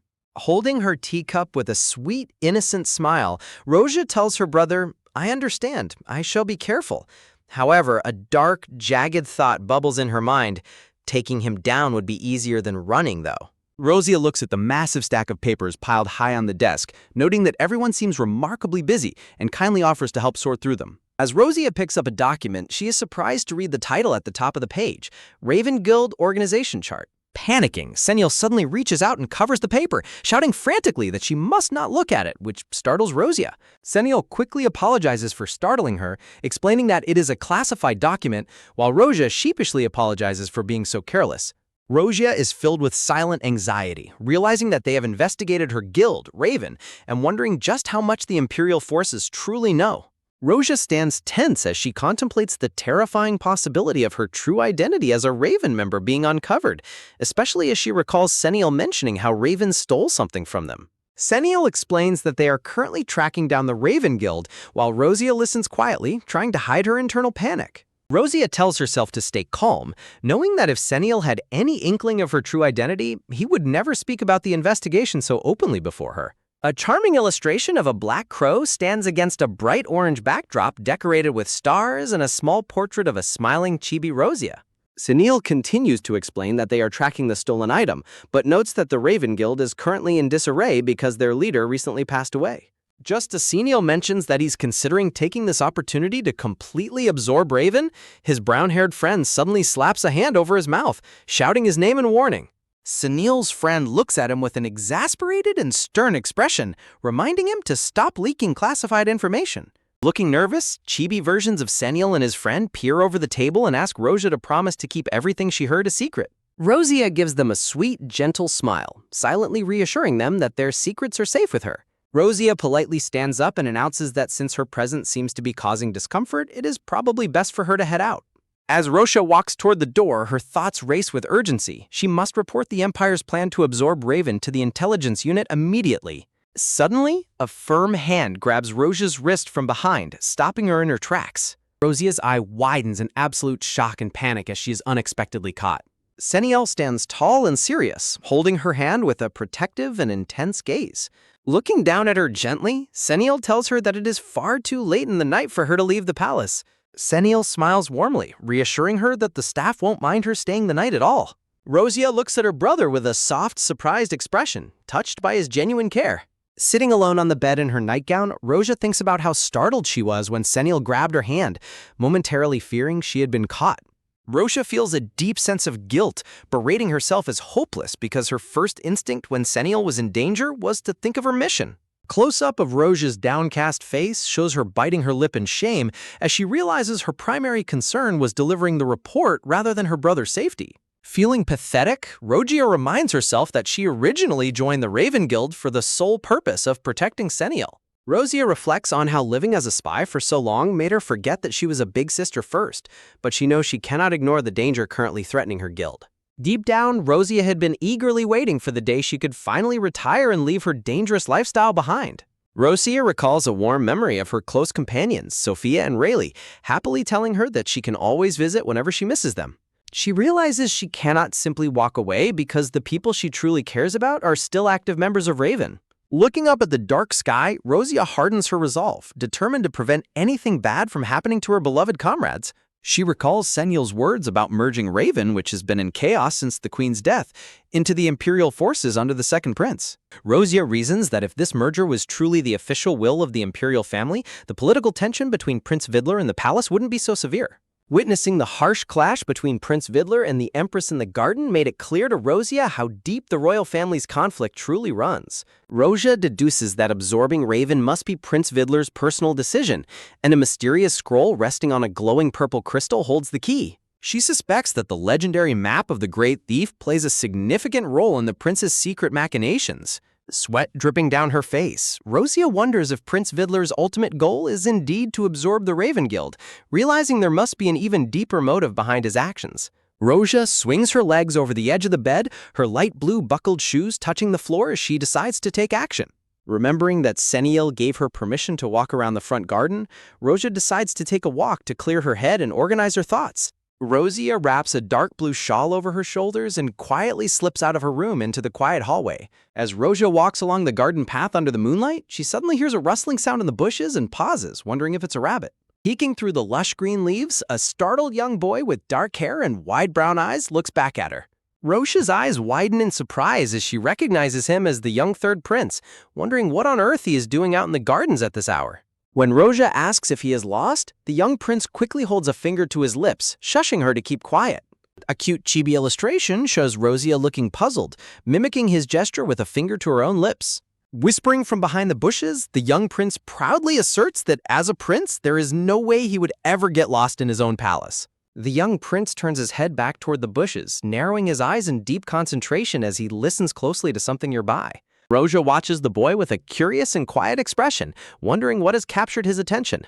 Suddenly, a sharp rustling sound echoes through the dark purple flowers nearby as the wind blows. Rosia gasps in shock as she spots Prince Vidler standing amidst the evening glories, holding a gleaming sword in his hands. Watching the training ground from behind the bushes, Rosia wonders if Prince Vidler is training this late at night as she hears his footsteps landing on the ground. Prince Vidler practice swings his sword with perfect precision, his face remaining entirely expressionless and focused during his late-night training session. Looking at him with awe, Rosia thinks to herself that Prince Vidler's movements are as fluid as a sword dance, and she can feel the solid power in the tip of his blade. Rosia recalls when they traded blows in their past encounter, realizing his incredible skill is on par with, or perhaps even greater than, the veteran members of the Raven Guild.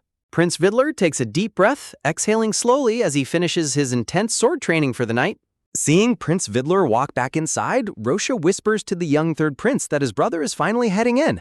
The young third prince looks up at Rosia with bright red eyes and a sweet, adorable smile. Rosia asks the young prince why he is hiding in the bushes to watch his brother train, reminding him that as a prince himself, there's no reason to hide. The young prince explains that if his brother knew he was out here late at night, Vidler would get into trouble, prompting Rosia to wonder if he is already walking on eggshells due to the political struggle for the throne. Rosia looks down at the young prince, realizing that because he genuinely worries about his brother, the empress couldn't have ordered him to tail Vidler. Looking at the young prince's dirt-covered clothes, Rosia thinks to herself that he is definitely going to get caught with all that dirt on him. The sight of the dirty young prince reminds Rosia of her younger brother Sunil, who also used to come home covered in dirt at that age. In a warm flashback, a young Sunil and his friends smile brightly while playing in the dirt, proudly showing off a sandcastle they made. Standing up determinedly, the young third prince pumps his fist and declares that he wants to be just like his brother, to which Rosia smiles and agrees. Rosia smiles warmly, deeply touched by the young prince's sweet determination and his resemblance to her own brother. Staring up at Rosia's kind, beautiful smile, the young prince blushes and finds himself momentarily lost in thought. The young prince asks Rosia which family's maid she serves, but she politely replies that she is not a maid, but rather a simple visitor and a commoner from a humble family. The young prince is completely shocked to hear that a commoner is staying in the imperial palace, but he suddenly flinches as a voice calls out for his highness. Whispering to Rosia to keep today a secret, the young prince quickly runs away, leaving Rosia to giggle at how fast he is, only to be startled when Prince Vidler suddenly appears behind her. Prince Vidler stands right behind Rosia and tells her that he was the one who made sure she got to meet Sunil, shocking her completely. Rosia panics internally, realizing she was so engrossed in her conversation with the third prince that she completely failed to notice Vidler approaching. Rosia stands frozen and nervous, realizing how dirty and disheveled she must look in her nightgown and shawl in front of the prince. Rosia thinks to herself that she can be completely honest with the second prince, noting how much the young third prince truly seems to love his older brother. Prince Vidler crosses his arms, looking down at Rosia suspiciously as he asks if they run into each other far too often for it to be a mere coincidence.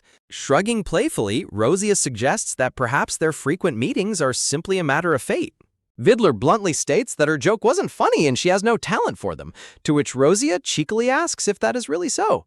Rosia changes the subject and asks if the prince knew that she and the third prince were watching him train, and Vidler quietly confirms that he did. Vidler looks away softly, admitting that if he hadn't shown up, his little brother would have probably waited out there forever. Rosia is surprised by his gentle side, realizing that despite his fierce conflict with the Empress, Vidler genuinely cares deeply for the young third prince. She smiles softly, feeling glad that the young prince's deep affection for his older brother is fully reciprocated. Prince Vidler turns his head toward Rosia, looking slightly embarrassed with a subtle blush appearing on his cheek. Rosia giggles to herself, thinking that Prince Vidler is even less honest about his feelings than his little brother. Staring at him, Rosia realizes that while she thought he only ever had a blunt and cold expression, he actually knows how to smile so gently. Vidler tells Rosia that it will be trouble if she gets spotted by some creep while wandering around, advising her to head back to her room. Smiling to herself, Rosia thinks about how much Prince Vidler's protective nagging sounds exactly like her own brother, Sunil. Chibi Rosia politely waves goodbye, telling His Highness to go ahead and head inside first. The next day, Chibi Rosia walks determinedly through the city, resolving that she must visit the information branch today. Dressed in her dark blue hooded cloak, Rosha walks down a cobblestone alley, knowing her comrades must be worried since she hasn't been in touch and that she has crucial information to deliver. Rosia arrives in front of a striped tent tucked away in an alleyway, recognizing it as the secret information branch that disguised itself as an ordinary fortune-telling shop. Slipping inside the quiet tent, Rosia is greeted by the mysterious sight of a cloaked figure sitting before a single burning candle. The cloaked astrologer gasps softly, reacting with surprise to Rosia's sudden entry. Holding a large fan made of dark blue feathers, the astrologer smiles under his hood and asks if she is here to know her future. The astrologer warns that his services are a bit pricey, but Rosia lowers her hood and delivers the secret code, telling him to forget the fortune reading as she is here to see the rainbow.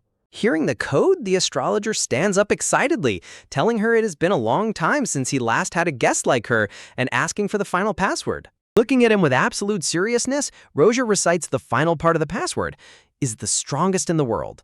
The astrologer chuckles with excitement, clutching his fan as he celebrates that the day has finally come. Revealing his face as William, the general manager of the information branch, he greets her with a bow and calls her Prince, but Rosia tells him to skip the pleasantries and immediately demands detailed information on the second prince and the Black Eagle Knights. Rosia leans forward over the table, speaking with a tense and serious expression as she instructs William. William looks completely taken aback when Rosia confidently reveals that she already has plenty of information on the second prince and his forces. With a grim expression, Rosia shocks William by asking if he also knows that Prince Vidler and his knights are planning to completely take over and absorb the Raven Guild. William reacts with disbelief to Rosia's revelation, asking if it is really true, to which she solemnly replies that the information comes from a highly trustworthy source. A dramatic flashback reveals a tense and shadowy confrontation where masked opponents clash swords under a dark, stormy sky. Reflecting on the situation, Rosia realizes that the prince's decision to move personally rather than sending his subordinates makes his actions incredibly suspicious. William's expression turns grave as he learns that the prince's knights already knew of the queen's passing and are actively targeting the vulnerable Raven Guild, prompting him to apologize for being completely unaware. William promises to investigate further and report back, while Rosia instructs him to warn Rayleigh immediately that the second prince is targeting the guild. William bows respectfully to Rosia as she quietly departs from the secret fortune-telling shop, her hooded cloak flowing behind her. A gleaming silver vault key is revealed as a voice asks if she has brought the seal and key, with another confirming they are ready. Rosia is surprised to realize that any remaining funds were being managed by the queen, having previously assumed everything went toward paying off their debts. At the bank counter, the teller politely requests that Rosia wait a moment while they verify her information, to which Rosia agreeably consents. Rosia nervously recalls her aunt's greedy behavior, imagining her clutching a bag of gold coins and claiming everything for herself. A Chibi bank teller returns in a flustered hurry, carrying important documents while Chibi Rosia looks on with a determined, curious gaze. The bank teller cheerfully hands over a large envelope, praising the incredible deposit records, which leaves Rosia looking absolutely stunned. Rosia stands frozen in absolute shock, sweating nervously as she realizes the sheer magnitude of the money left behind. Staring at the falling gold coins, Rosia realizes that the sum left in the vault was far more than enough to completely pay off her parents' heavy debts. Rosia clutches the bank document tightly in her hand, her expression tense as she uncovers another shocking detail. Looking closer at the papers, Rosia's blue eyes widen in surprise as she notices that there is another piece of information hidden alongside the deposit records. A warm and nostalgic memory flashes back, showing a blissful moment from Rosia's childhood when her loving parents and brother were all happily together. Holding the documents close, Rosia resolves to uncover the truth, her determined expression framed by a gentle light. A horse-drawn carriage travels down a beautiful, sunlit forest path as the coachman announces that they have finally arrived at their destination.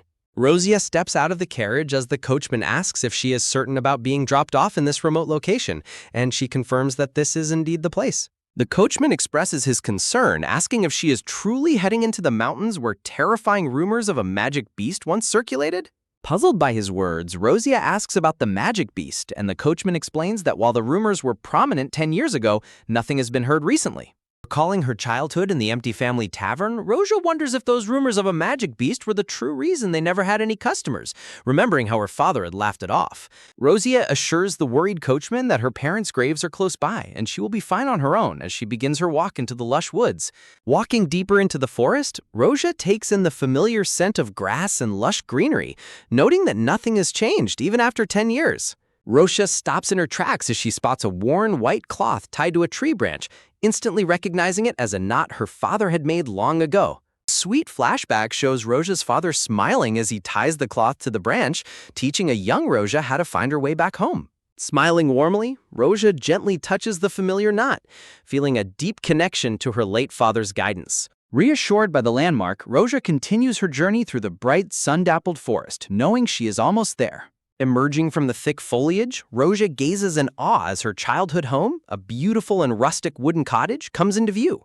Deeply moved by the sight, Rosha's eyes well up with tears as she stands before the peaceful place where she spent her youth. Walking up to the cottage, Rosia is comforted to find that the exterior of the old shop remains completely unchanged. Stepping inside, Rosia reaches out to open a wooden drawer, wondering if the interior has been preserved just like the outside. Rosia pauses and looks back, realizing there is something more important she must tend to first. Rosia stands quietly in a beautiful green clearing, facing a modest wooden headstone surrounded by blooming white lilies. A heartbreaking memory reveals young Rosia and Sunil crying as they carve their parents' names into a rough block of firewood, unable to afford a proper headstone. Gently touching the ground, Rosia is mystified by how the wooden grave marker has not rotted at all over the years, knowing that only she and the queen knew of this secret location. A puzzling thought crosses Rosia's mind as she wonders if the queen could have been secretly looking after her parents' graves all this time. Rosia quickly dismisses the idea as impossible, smiling softly as she assumes a random hiker or passerby must have tended to the area instead. Sitting down peacefully on the grass before the wooden marker, Rosia smiles warmly and gently speaks to her parents, apologizing for her late visit.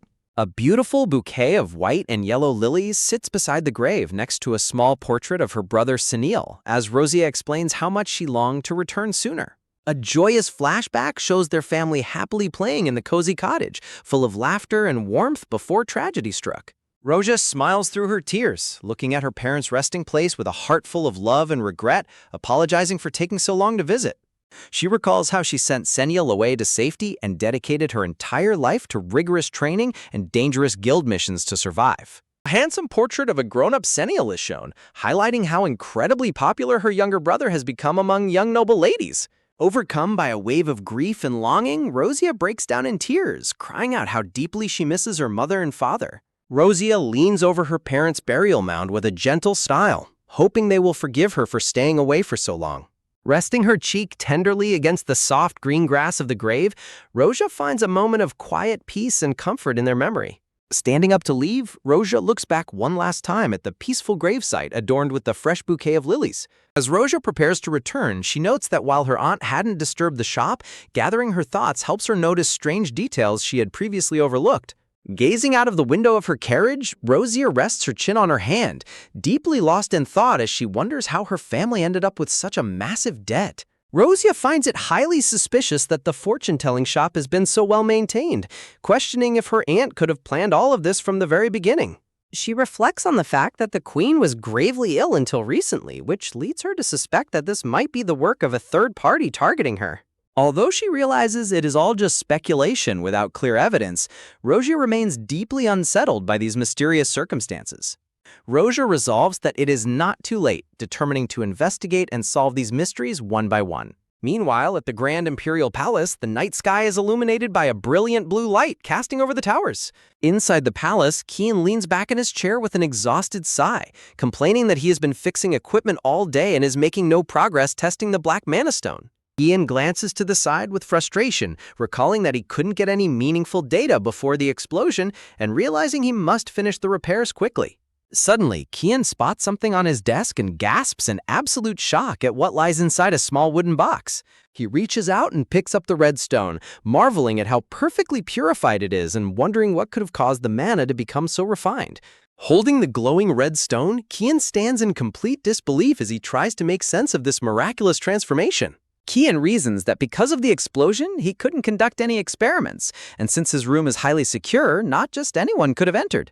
His eyes widen in sudden realization as he considers the possibility that someone who had his permission entered before the explosion, wondering if it could be Senil's older sister. The dramatic realization hits Kian like a heavy blow as he imagines Rosia's powerful presence connecting her to the purified stone. Convinced of his theory, Kian rushes down the hallway in excitement, confident that Lady Rosia possesses incredible mana just like Senil.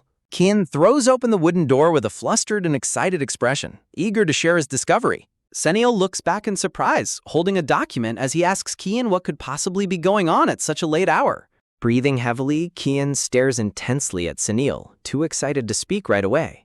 Seniel's expression turns cold and protective as he tells Kian that if it is important, he can pass the message along instead. Determined, Kian steps forward and insists that he must speak with Rosia in person, while Seniel questions what he could possibly have to say to her.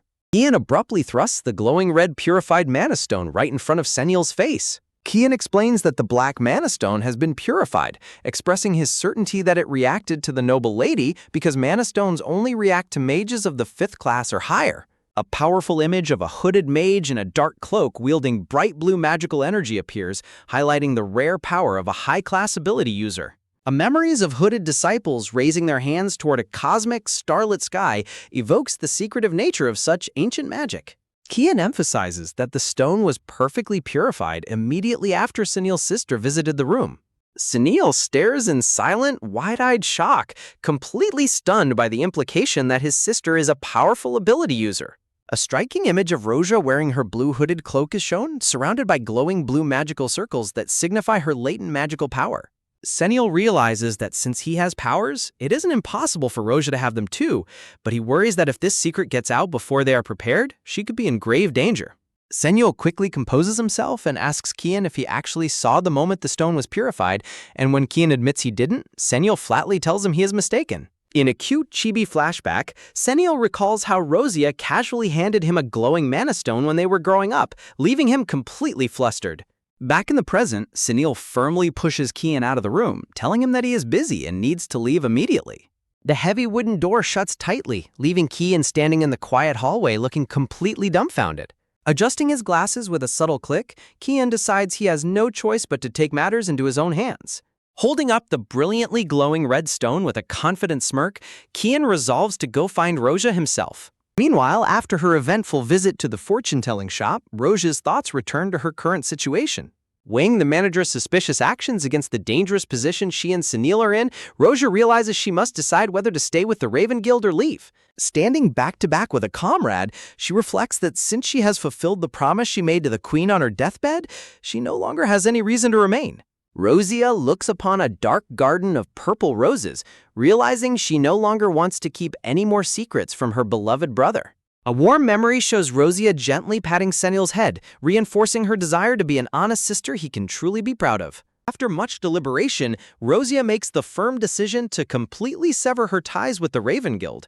A small red flag flutters in the night breeze as a black feather drifts down, symbolizing the end of her allegiance. Rosia notes that in order to cut ties, she must first establish contact with the guild. Raising her fingers to her lips, Rosia lets out a sharp, loud whistle to summon her familiar messenger bird. A large black raven swoops down and lands on her arm, prompting a warm smile from Rosia as she welcomes her loyal bird, Shell, back.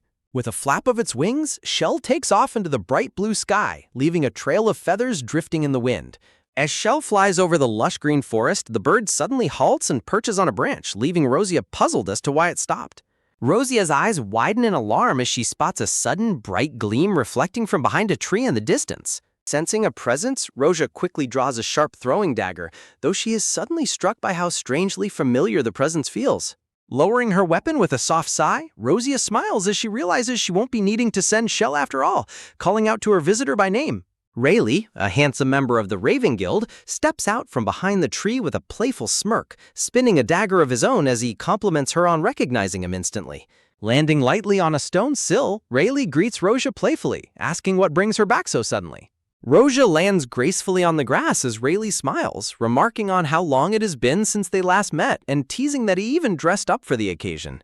In a cute chibi flashback, Rayleigh happily exclaims that he dressed up for her, leaving Rosia to wonder blankly why he even asked if he already knew the answer.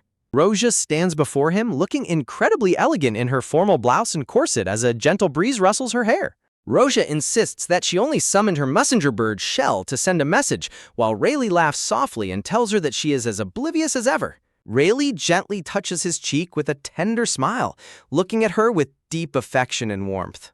Rayleigh begins to explain the political situation, noting that even if the Black Eagle Knights belong to the prince and Raven is currently leaderless, their power dynamics are complicated. Rayleigh highlights the contrast between the two organizations, explaining that Raven has branches across the Empire with deep roots in history, whereas the Black Eagle Knights are the Prince's private order and were only recently established. Looking back at the Prince's forces, Rayleigh explains that he wondered how they planned to absorb their guild, which led him to suspect the involvement of the Aid Guild. Rosia questions this, asking if Aid is the notorious guild that occasionally pops up to steal major commissions from others. Rayleigh confirms her suspicion, explaining that they previously made contact while targeting the map of the Great Thief, but have been quiet lately, leading him to believe Ade is just a front for the Black Eagle Knights. Rosia touches her chin thoughtfully, realizing that the proposed absorption was actually a guild merger, and wonders why the second prince is secretly building his own power in the shadows. Rayleigh grimly points out that for someone who isn't the crown prince to gather such power, he might be planning a rebellion, leaving Rosia in absolute shock. A decorative frame highlights that this isn't a wild assumption, as the map of the Great Thief shows the precise locations of vast amounts of hidden mana stones. A dazzling display of colorful, sparkling mana stones of various shapes and sizes represents the immense wealth and power hidden away. While most guilds would simply want to find the map to sell the precious mana stones for profit, the potential of these stones is far more dangerous. An elegant blue frame emphasizes that mana stones are also highly valuable as the raw materials required to forge incredibly powerful weapons. If the prince intends to start a bloody war for his rebellion, his need for resources would be absolute. A dark and tragic depiction of a rain-slicked battlefield shows a triumphant prince standing over a mountain of fallen soldiers, illustrating the horrors of war. To successfully wage such a war and achieve his ambitions, the prince would definitely need to acquire that map.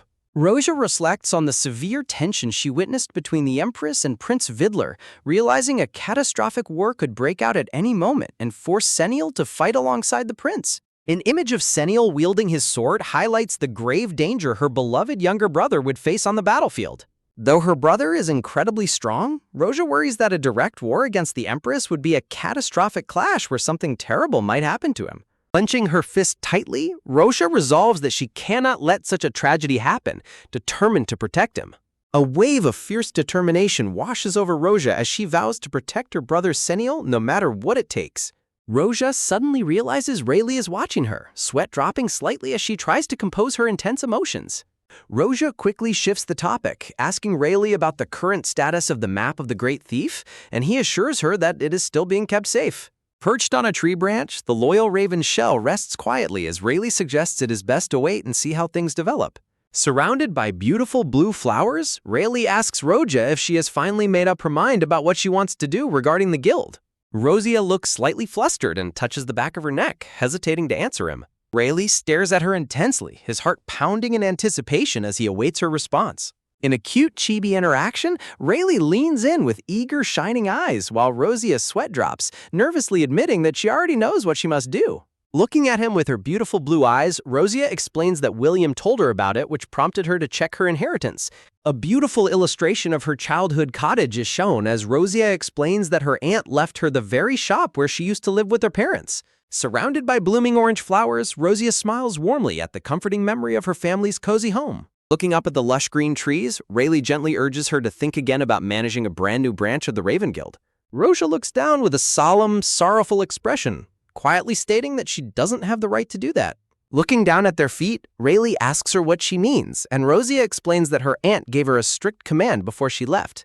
A poignant flashback shows her aunt on her deathbed, tenderly touching Rosia's cheek and telling her that if she wasn't going to lead the guild, she should leave it for good. Another flashback shows the guild members standing in the rain before a grave, where Rayleigh insisted that since the queen is dead, she does not need to remain bound by those words. Back in the present, Rayleigh looks at Rosia with an earnest, pleading expression, hoping she will reconsider. Rosia gazes back at him with soft, emotional eyes, deeply touched by his unwavering loyalty and care. Surrounded by beautiful pink roses, Rosia feels a warm shift in her heart as she reflects on her true desires.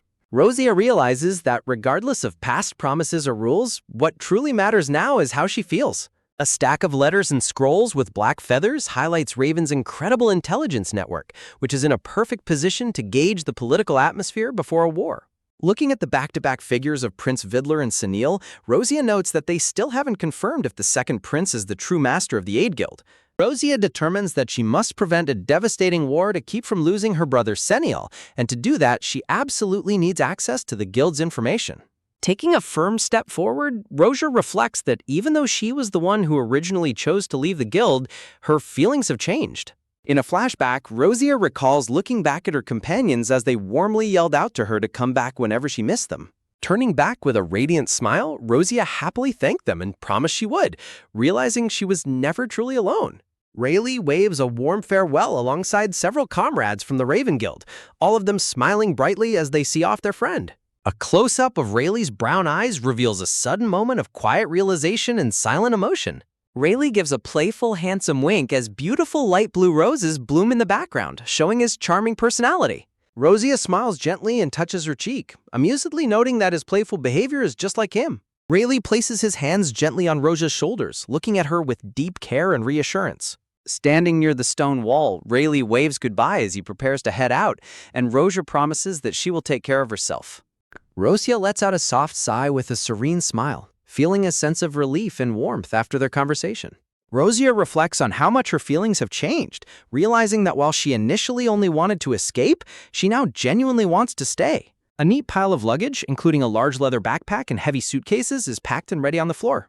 Rosia scratches her cheek sheepishly as she looks at her packed things, deciding she should ask her brother Seniel for help moving them. Surrounded by beautiful light purple flowers, a polite greeting calls out, welcoming Prince Vidler. Prince Vidler stands regally with his arms crossed, greeting Rosia with a calm and composed look on his handsome face. In a cute chibi panel, Rayleigh quickly sneaks away just as Prince Vidler arrives, leaving Rosia sweating in relief that they didn't cross paths. Prince Vidler towers over Rosia as he looks at her, prompting a nervous and flustered reaction from her. A close-up of Prince Vidler's elegant cravat and ornate silver brooch emphasizes his noble stature. Summoning her courage, Rosia looks up with a bright, determined smile and declares her plan to open her own shop. Prince Vidler's sharp red eyes widen slightly, surprised by her sudden announcement. Rosia playfully holds up 2 fingers, teasing that she will charge him double specifically if he ever visits her shop. Prince Vidler processes her words in silence before quietly responding that he understands. Standing close to her, Prince Vidler looks down thoughtfully as Rosia gazes back at him with a quiet expression. Amidst a backdrop of dark, withered roses, Rosia reflects on how many secrets Prince Vidler is keeping and how much she wishes she could ask him. Rosia contemplates whether Prince Vidler is the secret master of the Aid Guild, if he's plotting a rebellion, and if he plans to drag her beloved brother Seniel into a devastating war. Looking back with her Raven Guild mask on, Rosia resolves that since asking him directly would expose her identity, she must uncover the truth on her own. Rosia gazes up at Prince Vidler with deep, serious eyes, calling out to him as Her Highness's guest. Looking at her packed suitcase, Rosia reminds herself that Seniel is the only family she has left and she must protect him. Rosia faces Prince Vidler with a firm, unwavering gaze, expressing her deep determination to ensure her brother's safety. Prince Vidler closes his eyes slowly, acknowledging her intense dedication and promising to keep her words in mind. Rosia is surprised by his respectful response, noting that he is taking a commoner's words far more seriously than she expected. Rosia looks at Prince Vidler with a softer, curious expression as the atmosphere between them begins to shift. Bowing politely, Rosia bids the prince farewell, explaining that her brother Seniel has arrived and she must head down. Prince Vidler stands alone in the room, quietly murmuring to himself as he watches her leave. Prince Vidler reflects that even if Rosia is a subordinate sibling, keeping an outsider at their secret base was far too dangerous. As Prince Vidler walks away, he notes that while her departure is a good thing for security, he can't help but feel a strange, lingering doubt. Glancing back over his shoulder with his glowing red eyes, Prince Vidler wonders why her departure bothers him so much. In the cozy salon, Seniel looks at his sister with a sweat drop, teasingly suggesting she shouldn't sell food since she can't cook, to which Rosia playfully replies she'll just sell drinks instead. Outside by the carriage, Seniel eagerly helps carry her heavy suitcases, asking if they are too heavy, while Rosia reassures him she is perfectly fine. Seniel looks up in awe and surprise as they arrive at the old, charming family cottage. Seniel carries the heavy luggage toward the entrance while Rosia smiles warmly beside him, noting that she felt the exact same way when she first returned. Seniel pushes open the heavy wooden door, which creaks open to reveal the dusty but familiar interior of their childhood home. In cute chibi bubbles, Seniel and Rosia are amazed to find that the dusty shop looks absolutely identical to how it was 10 years ago. Seniel heads toward the stairs carrying the luggage, prompting Rosia to look on silently as she realizes he is heading toward their parents' old room. Looking down with a heavy heart, Rosia admits to herself that she doesn't think she can bring herself to open that door. Rosia recalls a warm memory of her parents smiling together, realizing she doesn't want to see their once vibrant room sitting in a cold, heavy silence. Seniel turns back to her with a wonderfully bright and encouraging smile, bringing comfort to her heavy heart. Standing at the open doorway, Seniel waves goodbye, explaining that he has training tomorrow and must head back to the order. Seniel warmly promises to visit often and says he'll set up barrier stones around the shop as a precaution against wild animals, as Rosia wishes him a safe trip home. The warm, golden light of the sunset bathes the cozy cottage as Rosia realizes she is now alone and should get ready for bed. A sudden, heavy rainstorm begins to pour over the mountains, and Rosia lies in bed in her white nightgown, listening to the rain. In the pouring rain outside, a dark boot snaps a twig on the wet grass, and Rosia's eyes instantly fly open in alarm. Sitting up quickly in bed, Rosia looks around the dark room, sensing a single, mysterious presence approaching her cottage through the storm. A hooded figure in white walks through a heavy rainstorm outside the stone cottage, thinking to himself that there is nothing else around. Peering from beneath his hood, a handsome young man with purple eyes looks up with a curious expression, wondering who could be in the cottage. Rosia sits in her dimly lit cottage parlor, sensing a presence and reminding herself that the house was completely vacant until yesterday. Watching the hooded intruder sneak inside and scan the room, Rosia grows highly suspicious, wondering if this break-in is a coordinated attack from a rival guild. Staring intensely in the dark, Rosia contemplates eliminating the intruder immediately, but decides it is better to capture them alive to uncover their motive. The intruder takes heavy steps directly toward her. Caught by surprise, Rosia realizes in shock that he is heading right for her. Drawing her concealed dagger, Rosia wonders if her location was somehow leaked, realizing that only an incredibly skilled spy could detect her well-hidden presence. A sly, gentle smile spreads across the intruder's face as he quietly whispers, "Found you." The intruder lunges forward in a flash of movement, catching Rosia completely off guard. With lightning-fast reflexes, a hand reaches out and firmly grabs the opponent's wrist to halt their attack. Rosia immediately turns the tables, pinning the intruder to the floor and fiercely demanding to know his identity and who sent him. Believing he has pursued her, Rosia angrily shouts, demanding to know his objective and commanding him to back off immediately. The young man lets out a pained groan as he is held down, his golden brown hair catching the light. Feeling a strange shift in power, Rosia's eyes widen in sheer amazement and confusion. Realizing she cannot hold him under the strange pressure, Rosia frantically decides she needs to dodge. Both of them remain frozen on the floor as Rosia looks at him in confusion, wondering how he managed to withstand her attack and realizing something unexpected. The young man nervously asks if she is human, to which Rosia confirms she is before demanding to know if he is actually a mage. The term mage represents the rare and powerful spellcasters of this fantasy world. Mages are incredibly rare individuals who have awakened true magical powers, putting their combat capabilities on an entirely different level compared to standard ability users. Following the devastating war, the vast majority of these elite mages withdrew from the public eye and gathered to live inside the heavily fortified magic tower. The young man desperately waves his hands in panic, vehemently denying her accusation and asserting that he is just a priest. Rosia questions his claim since there are no temples nearby, but the young man insists there is a small temple hidden halfway up the mountain. Before he can explain further, Rosia suddenly grabs his sleeve and yanks him forward, causing him to cry out in surprise. Rosia leans in remarkably close to inspect his face, leaving the young man completely flustered and frozen. Staring at his remarkably good-looking face, Rosia realizes that if he were a powerful magic-using intruder, she would definitely recognize him, as his handsome face is impossible to forget. Looking at his harmless demeanor, Rosia begins to wonder if his claim of being a priest is actually the truth. Recalling her own combat training, Rosia reasons that while he has some magic, he is far too weak and easily captured to be part of a coordinated ambush. Rosia lets go of him with a sigh, bluntly pointing out how incredibly clumsy he is for an intruder. When the young man questions what she is doing in an abandoned-looking place and warns her there is nothing to steal, Rosia casually replies that this is her house. In a hilarious chibi interaction, Rosia slaps a piece of paper directly onto his forehead to prove her point. Looking at the official land deed certifying her ownership, the young man bows his head deeply and apologizes, explaining he assumed the shop was completely abandoned. The young man stands before Rosia with a nervous, guilty sweat drop, waiting to explain why he was using her house. He explains that he suffers from severe insomnia and chronic headaches, but found that his head magically clears up whenever he is near her cozy cottage. He happily notes that his pain is completely gone, admitting he has been sneaking inside regularly just to get some peaceful rest. Roja looks at him with sharp, analytical eyes as a sudden realization dawns on her. Rosa asks him if he noticed the grave situated behind the cottage, which belongs to Lily Dayhard.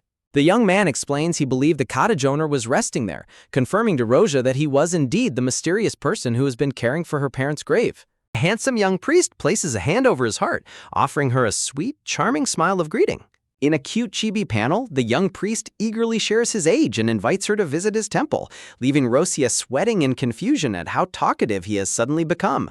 Roja points toward the door and sternly tells him to go back to his temple to sleep from now on, but he hesitates nervously. Blushing and looking down, he confesses that he really does not want to go back to the temple tonight, prompting Rosia to ask him why. The priest shivers in fear as he explains that cruel magic beasts will appear if he tries to make the journey back in the dark. Rosia scoffs at his excuse, telling him there are no magic beasts in the area, and questioning why a priest would be so easily terrified of them. Desperate to stay, the young priest suddenly reaches out and takes her hand in a tight, pleading grasp, surprising her. Trembling with genuine fear, he begs her to let him stay for just one night, promising to sleep quietly on the sofa and leave first thing in the morning.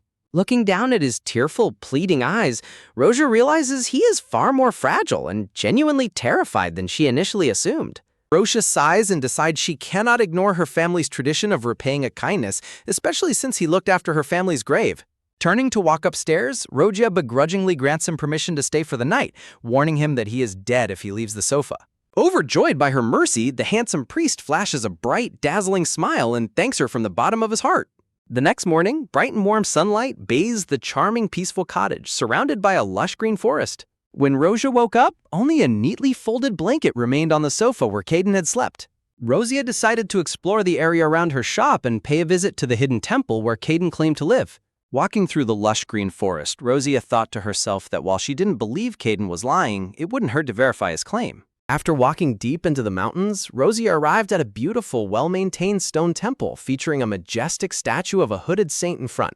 Rosia looked up in wonder, realizing that the temple was located so deep in the mountains that she must have completely missed it, making her curious about when it was built. She noted how remarkably clean and pristine the temple grounds and the saint statue were kept. As Rosia pushed open the heavy door to peek inside, she wondered if Caden managed this small but impressive temple all by himself, when a surprised voice suddenly called out her name. Rosia looked in surprise at Caden, pointing out that he was wearing very formal and beautiful priest robes. Smiling warmly, Caden welcomed her inside, offering to happily show her around the temple as its resident priest. Dressed in his pristine white and gold priestly garments, Caden looked incredibly charming and serene. As they walked together through the temple's grand hall, Rosia began to ask him when the temple was built, only to be interrupted by a loud growling sound from her stomach. Blushing bright red from embarrassment, Rosia accepted Caden's kind invitation to join him for lunch, as he warmly pointed out it was the perfect time to eat. Rosia stared in absolute shock at the massive feast laid out on the table, wondering how Caden could possibly refer to such an abundant and delicious spread of food as not much. Rosia's internal survival instincts kicked in, reminding her that trained guild members must never accept food from strangers due to the risk of poison. Reassuring herself that Caden didn't seem like a bad person and that she could easily detect any anomalies, Rosia decided to take a cautious first bite. The moment she tasted the food, Rosia's eyes sparkled with sheer bliss, completely captivated by the delicious flavor. Savoring every bite, Rosia declared that everything tasted absolutely incredible, which brought a warm, satisfied smile to Caden's face. After clearing her plate, Rosia thanked him for the wonderful meal and invited him to visit her shop, to which Caden enthusiastically agreed, promising to bring plenty of treats. Meanwhile, far away from the quiet mountains, a grand and majestic blue castle stood tall under the bright blue sky. Inside a lavishly decorated study with rich crimson walls, Prince Vidler sat at his wooden desk, diligently writing on a document. Prince Vidler placed his quill down with a heavy sigh, realizing that he was completely unable to concentrate on his paperwork. His mind kept drifting back to the image of the mysterious girl with the long, radiant golden hair. He pondered over her familiar blue eyes, wondering why she triggered such a profound sense of déjà vu within him, even beyond her resemblance to Seniel. Frustrated by his inability to focus on his work, Prince Vidler pinched the bridge of his nose to soothe his growing distraction. Realizing he wouldn't be able to rest until he got some answers, Vidler determined that he had only one logical course of action. With a resolute expression, he reached up and slowly took off his reading glasses. He decided that he would simply have to travel there and investigate the mysterious girl in person.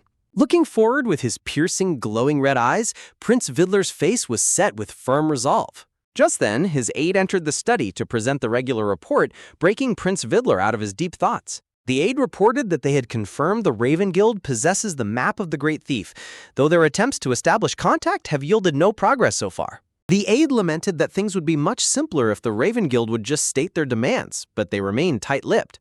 The aide then cleared his throat and asked Prince Vidler if he had heard about a certain piece of news. Prince Vidler rested his chin on his hand, looking intensely curious about what his aide was about to say next. The aide explained there were troubling rumors that dangerous magic beasts had started appearing in the area where the girl was staying. Hearing this, Prince Vidler questioned his subordinate, demanding to know why they hadn't stepped in to stop her from going to such a dangerous place. The aide sheepishly explained that if there were actual magic beasts, warning signs would have been posted long ago, leaving Prince Vidler in silent annoyance. The chibi aide looked on in utter shock as Prince Vidler completely ignored his excuses and turned away. Prince Vidler declared that this was the perfect opportunity to ramp up the knight's training, deciding that a rigorous, hands-on exercise was in order. Explaining that the knights desperately lacked experience with diverse terrains, Prince Vidler ordered his panicked aide to notify them that they would depart for a lane first thing tomorrow. Prince Vidler let his fingers rest on his desk as he quietly thought about the shop run by Sunil's sister. A sly smile played on Vidler's lips as he realized her invitation gave him the perfect excuse to visit the shop, meet her in person, and uncover the source of his déjà vu. The poor aide cried out in absolute despair, utterly devastated that they were suddenly forced to go on a grueling mountain hike under the guise of training. Having finished another incredible lunch, Rosia walked back through the forest in her green dress, feeling deeply grateful to Caden for always providing such delicious meals. Looking at the old well, Rosia smiled as she imagined Caden as her shop's master chef, while Chibi Caden popped up in her thoughts, sweating and wondering about his new role. Rosia grabbed the rope and began hauling a fresh bucket of water up from the deep stone well. Rosia cupped some of the cool, fresh well water in her hand and took a sip to test its quality. The water tasted so remarkably pure that Rosia couldn't help but recall Seniel's teasing remark that selling well water would be far more profitable than trying to sell her own cooking. Suddenly, a strange sound echoed through the quiet forest, causing Rosia's eye to widen in immediate alarm. Sensing an ominous presence, Rosia prepared herself, realizing that if this creature could bypass Seniel's protective barrier stones, it was definitely no ordinary beast. Tensing her muscles and clenching her fist, Rosia braced for a deadly magic beast, only to be completely stunned by a loud rooster crow echoing through the woods. Rosia looks up in utter bewilderment as a fat white chicken suddenly descends from the sky right toward her. Rosia stands frozen, completely speechless and deeply confused by the bizarre situation.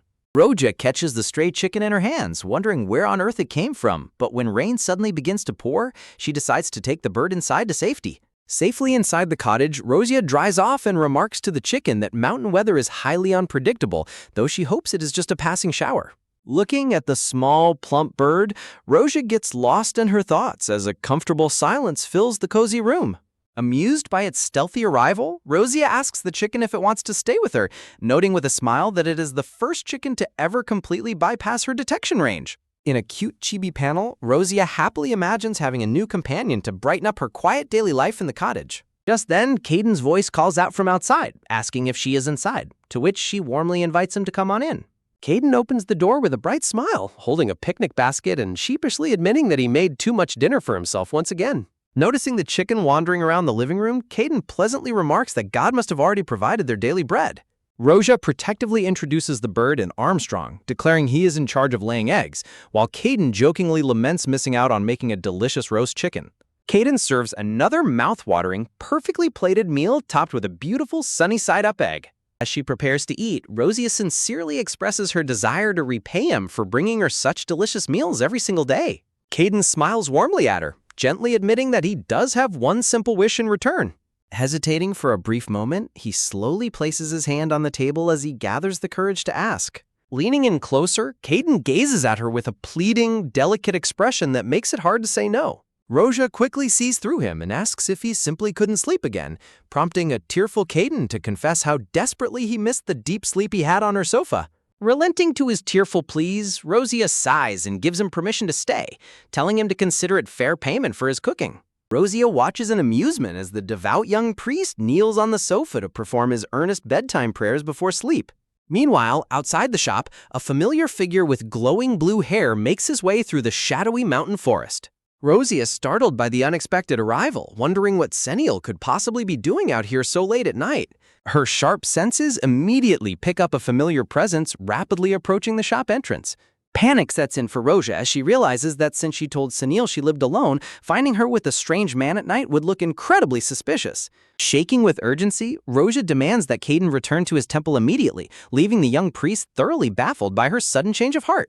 Rosia physically pushes him toward the exit, making excuses about an emergency and promising he can stay tomorrow, while Caden desperately begs to stay because of his exhaustion. In the frantic scramble, Caden accidentally trips and loses his footing, falling forward with a startled gasp.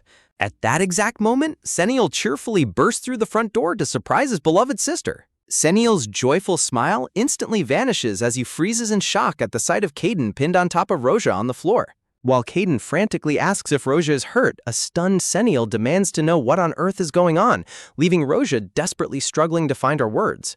Glaring with intense jealousy, Seniel asks if the stranger is her boyfriend, prompting an embarrassed Rosia to scream in denial while hitting Caden in panic. Rosia quickly explains that Caden is just a neighboring priest who dropped by to share dinner, while Caden tearfully complains that she hit him a bit too hard. Rosia aggressively winks at Caden to play along with her excuse, but the clueless priest only tilts his head in utter confusion. Seniel catches on to the contradiction, noting with a menacing grin that the priest was planning to stay overnight even without his sister's permission. Overcome with protective rage, Seniel releases a burst of terrifying blue magic, labeling Caden a perverted scoundrel. With a furious roar, Seniel orders Caden to get away from his precious older sister immediately. Sensing danger, Rosia bravely steps directly in front of Caden, acting as a shield to protect him from Seniel's magical blast. Rosia screams out in panic, desperate to stop the magical clash before anyone gets seriously hurt. Behind her, Caden stands completely unfazed, tilting his head with innocent question marks floating around him. In a cute chibi sequence, both Rosia and Caden try to process the chaotic misunderstanding that has taken over the room. Looking at Caden's pristine white and gold clerical attire, Seniel begrudgingly concedes that he doesn't seem to be lying about being a priest. Seniel pulls Rosia protectively into his arms, declaring that being a priest doesn't give him a free pass to spend the night, while Rosia explains Caden is just terrified of magical beasts. In another chibi panel, Rosia has to physically restrain her fiercely overprotective brother from starting another fight. Beneath his anger, Seniel's expression softens into genuine worry and anxiety for his sister's safety. Rosia silently muses that while she could easily defeat Caden herself, she must look incredibly fragile and vulnerable to Seniel, who knows nothing about her powerful past. Rosia tries a different angle, asking Seniel if he wouldn't feel much safer knowing she has a strong male neighbor living nearby to protect her. A humorous chibi standoff ensues as the two young men intensely glare at each other, sizing up their competition. Seniel crosses his arms skeptically, clearly unconvinced by the idea of trusting another man around his sister. When a certain topic arises, Caden looks shocked and asks for clarification, prompting a blushing Rosia to frantically declare that she is perfectly healthy. Blushing in embarrassment, chibi Rosia forcefully covers Caden's mouth and tells him to watch what he says. Seniel awkwardly scratches his head, unable to help but smile at his sister's energetic and lively antics. Prince Vidler's aide reports that the knights are currently resting at a nearby campsite they set up earlier that day, mentioning that he stepped out for a bit before bed. Rosia looks thoughtful as she listens to the news about the knights camping nearby. Under the training banner of the Eagle Knights, Prince Vidler is determined to observe their strength with his own eyes if he gets the chance. Caden happily offers to prepare something special for everyone in the group. In a cute chibi panel, Rosia stands between her overprotective brother Seniel and Caden, surprised by their interaction. Caden excitedly points upward, suggesting they prepare refreshments for the visiting knights. Rosia smiles beautifully, agreeing that Caden's suggestion is a great idea. Seniel cheerfully waves his hand as he returns, announcing his arrival alongside the eager knights who are excited to see Sister Rosia. From her shop window, Rosia gazes out with a soft smile as the cool mountain breeze gently blows.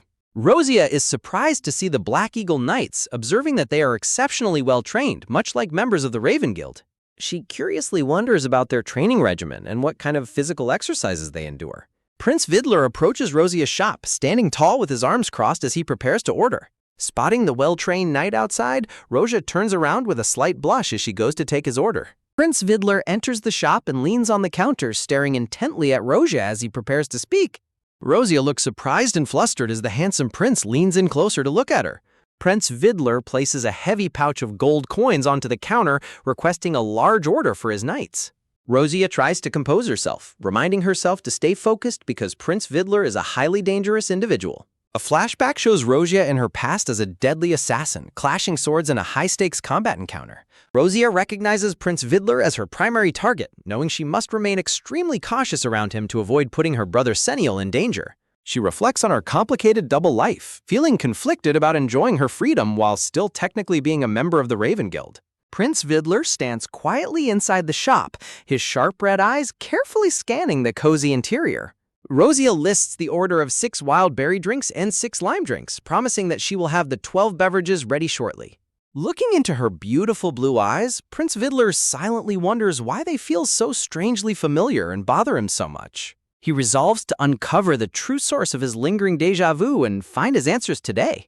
Vidler scans the interior of the worn, ordinary shop, noting that nothing suspicious stands out in the rustic mountain cottage. He observes that Rosia simply looks like an ordinary, caring, older sister who adores her younger brother. Rasha's striking blue eyes are shown in a close-up, filled with determination as she prepares the drinks. Prince Vidler remains transfixed by her blue eyes, unable to shake the feeling that they hold a secret. From the forest outside, Seniel calls out to his sister that the drinks are ready as the knights relax and stretch after their training. Rosia beautifully arranges the vibrant pink raspberry drinks and fresh green limeades on the trays. Seniel and the knights gratefully accept the refreshing drinks, thanking Rosia for her hospitality. Back inside the shop, Rosia shivers slightly, sensing an intense gaze lingering on her from behind. From across the room, Prince Vidler continues to watch her with a piercing, unwavering stare. Prince Vidler questions if she is always this hardworking, noting the sheer focus and intensity she pours into making the drinks. Rosia smiles gently, playing along with her cover by saying that an orphan who lost her parents early must be tough to survive. A flashback reveals Rosia scaling a sheer cliff face during her brutal assassin training, reflecting on how she had to survive at all costs just to see her brother Seniel again. She remembers a sweet moment from her childhood with a young Seniel, realizing she would endure any hardship to protect her family. Prince Vidler acknowledges her strength, thinking to himself that overcoming such difficult hardships indeed makes her an incredible sister. Prince Vidler points at the beautifully sliced ingredients on the table, curious about who prepped them with such expert precision. Rosia looks at the perfectly sliced, ultra-thin cucumber peel on the cutting board. Rosia explains that she learned knife skills at a young age, while silently warning herself to be extremely careful around the highly observant Prince Vidler. Prince Vidler gently taps his fingers on the table, teasingly asking Rosia if she isn't forgetting something. Rosia tenses up in sudden alarm, nervously wondering what he could possibly be referring to. Prince Vidler leans forward and asks when his own drink is coming out, catching Rosia completely off guard. In a cute chibi bubble, a sweating Rosia quickly stammers that she of course didn't forget about him. Rosia quickly turns around with an apologetic smile to hide her nervousness. She presents a large pitcher filled with a beautifully layered pink and yellow beverage, announcing that the prince's special drink is ready. Question marks float above Prince Vidler's head as he looks at the oversized pitcher of juice, while Rosia stands by with a polite smile. In a chibi close-up, Rosia happily confirms that she made it especially for him. Prince Vidler takes a sip of the sweet, beautifully colored drink and declares with a soft look that he really likes it. Looking at Vidler's positive reaction to the massive pitcher of juice, a sweating chibi Rosia feels a sudden pang of conscience, wondering if he actually likes it and feeling a bit guilty for her prank. Outside, one of the knights holds up a glass filled with the vibrant raspberry drink, completely mesmerized by its refreshing appearance. Taking his first sip, the knight is instantly taken aback, feeling an incredible sensation wash over him. As the knights eagerly gulp down their drinks under the bright sun, they can feel their deep fatigue vanishing completely with every single sip.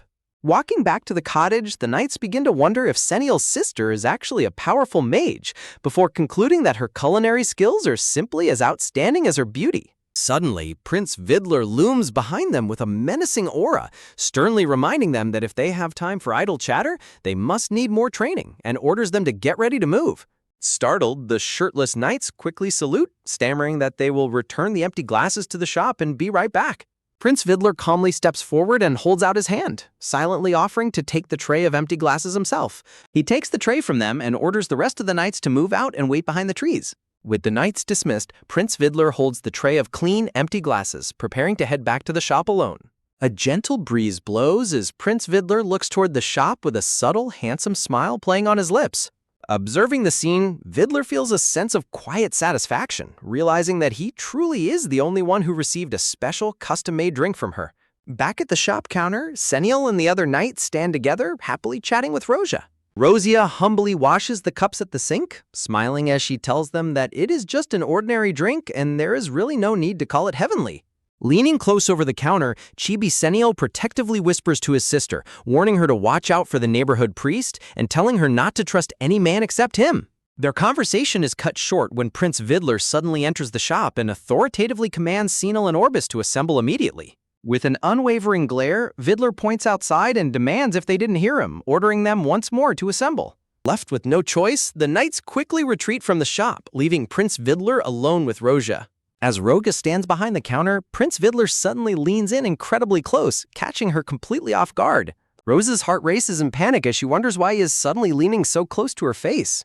She gazes up, transfixed by his intense, beautiful red eyes, silently thinking to herself that they look exactly like brilliant red jewels. Without a word, Prince Vidler gently reaches out and begins to roll up the sleeves of Rosia's apron and shirt for her. Rosia is stunned by the unexpected gesture, wonderingly asking herself if the prince is actually rolling up her sleeves. Prince Vidler calmly looks at her, his expression soft and attentive. He gently explains that he simply didn't want her sleeves to get wet while she was washing the dishes. He glances back over his shoulder toward the forest where his knights are waiting. Confused by his actions, Rosia wonders why he is walking back toward her after sending his knights away. Looking down at her rolled-up sleeves, Rosia muses that the more she gets to know Prince Vidler, the more he continues to surprise her. She reflects on his behavior, realizing that while she initially thought he was just monitoring her, his intentions might actually be quite different. Prince Vidler stares down at the pitcher of his special drink, a faint smile appearing on his face as he admits that he really likes being the only special one. Rosa watches him, adjusting her thoughts as she realizes that while she once thought he was merely arrogant, he can actually be incredibly attentive and caring. As she continues washing the dishes, her forearm suddenly begins to itch, causing her to scratch it in discomfort. Standing near the hearth, Rosia looks out the window, sighing softly as she continues her daily chores inside her cozy home. The scene transitions to the beautiful mountain landscape, where a plump white chicken happily pecks at its food outside the cottage. Determined to finish her chores, Rosia ties her blonde hair back into a high ponytail and swings an axe with expert precision to split a large log. Wiping her brow next to a massive pile of freshly split wood, Rosia thinks to herself that this should be enough firewood for now. She then walks over to a simple, worn wooden tombstone in the grass, quietly noting that she desperately needs to get a new tombstone soon. Rosa kneels down in the grass, gently pulling away the weeds surrounding the grave while sighing that they never seem to stop growing, no matter how often she clears them. As she finishes cleaning the grave, she spots some strange glowing blue mushrooms growing at the base of a nearby tree. She leans in close, inspecting the glittering blue fungi with curiosity, realizing she has never seen this particular type of mushroom before. Kneeling down, she gently taps the mushroom, wondering if it might be edible since it is growing on such a healthy, vibrant tree. Looking up at the sky through the dense forest canopy, Chibi Rosia realizes that it is already getting quite dark. She decides she should head back immediately, knowing that Caden will be arriving at the shop very soon. As night falls over the mountain cottage, a mysterious, dark silhouette watches the house from the shadows of the forest. Two suspicious figures hide behind a tree, peering at the cottage as one asks if that is indeed the target's house. The other figure confirms with a wicked grin that it is indeed where she lives, declaring that tonight is the perfect night to launch a surprise attack. The next morning, Caden happily sits at the dining table with Rosia, preparing to enjoy a delicious breakfast of bread, eggs, and meat. Caden reports that everyone absolutely loved the drinks she made, mentioning that they even described them as feeling like magical potions. He nods and explains that it is likely because she used the pure water from Mount Elaine, asking her if she hadn't noticed how exceptionally sweet and good the water tastes in this region. Hearing this, Rosia looks thoughtful, wondering to herself if the unique water of this mountain is actually the secret behind the drink's incredible effects. Rosia reflects on the region's properties, wondering if her parents knew about this, and contemplates what the truth might be if Caden's words are accurate. Caden smiles gently, holding a finger to his lips, and says that he simply wanted to know if she had been starving all day. Rosia's mind races as she questions if the seemingly frail-looking Caden is actually the one in charge of the sanctuary's temple. Rosia skeptically asks Caden how someone of his age can be a high priest guarding a sanctuary, but Caden warmly suggests they eat their breakfast first. Rosia decides not to pry any further since Caden is reluctant to discuss it, noting that she has her own secrets that she must keep hidden. Caden is delighted by the delicious breakfast, declaring in a chibi panel that the meal feels like an absolute banquet. Caden gazes at Roja with a soft, affectionate expression. Caden gently leans forward and places his hand on Roja's chin, tilting her head up as their eyes lock in an intimate moment. Caught completely off guard, Roja flinches in surprise at his sudden proximity. Sensing something amiss, Rosia notes that she has felt a strange sense of incongruity for a while, initially dismissing it as a wild animal. Outside the shop, under the cover of night, a group of suspicious men observes the building as one notes that a man has just gone inside. Lurking behind a tree, the intruders dismiss any worries, claiming the man inside looks like a scrawny priest and that they can easily overpower both of them. The two wicked men grin from the shadows, mocking her boldness for opening a shop in the middle of nowhere and plotting to use it as a hideout. Sensing their malicious presence, Roja's eyes grow sharp and serious as she realizes they are drawing closer to the door. Quiet footsteps approach the entrance of the shop, followed by a sudden knock at the door. Rosia stands calmly behind the door, putting on a polite and composed expression before opening it. Opening the door, Rosia is greeted by the two men who nervously claim that they were just passing through and got incredibly hungry. In a chibi panel, Rosia stares at the intruders with an icy cold glare while Caden watches curiously from the background. Terrified by her severe reaction, the men sweat in panic as Rosia begins to slam the door shut in their faces. Desperately holding the door open, the men beg for a simple drink, but Rosia firmly refuses, stating she has already used up all her ingredients for the night. Caden steps forward with a gentle smile, offering to help them, which moves the two intruders to tears of gratitude, while Rosia looks on in annoyance.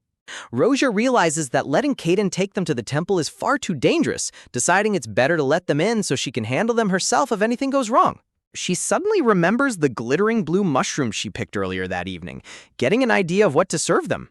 Roja stops the men and invites them inside, as they bow and chuckle obsequiously, thinking they've successfully tricked her. Rosia heads to the kitchen to prepare a dish with the leftover vegetables, while Caden worries and offers to do the cooking instead. Sitting at the table, the intruders remark on how well-matched Roja and Caden look together, which embarrasses the young priest. Feeling flustered, Caden awkwardly scratches his nose with a sheepish grin.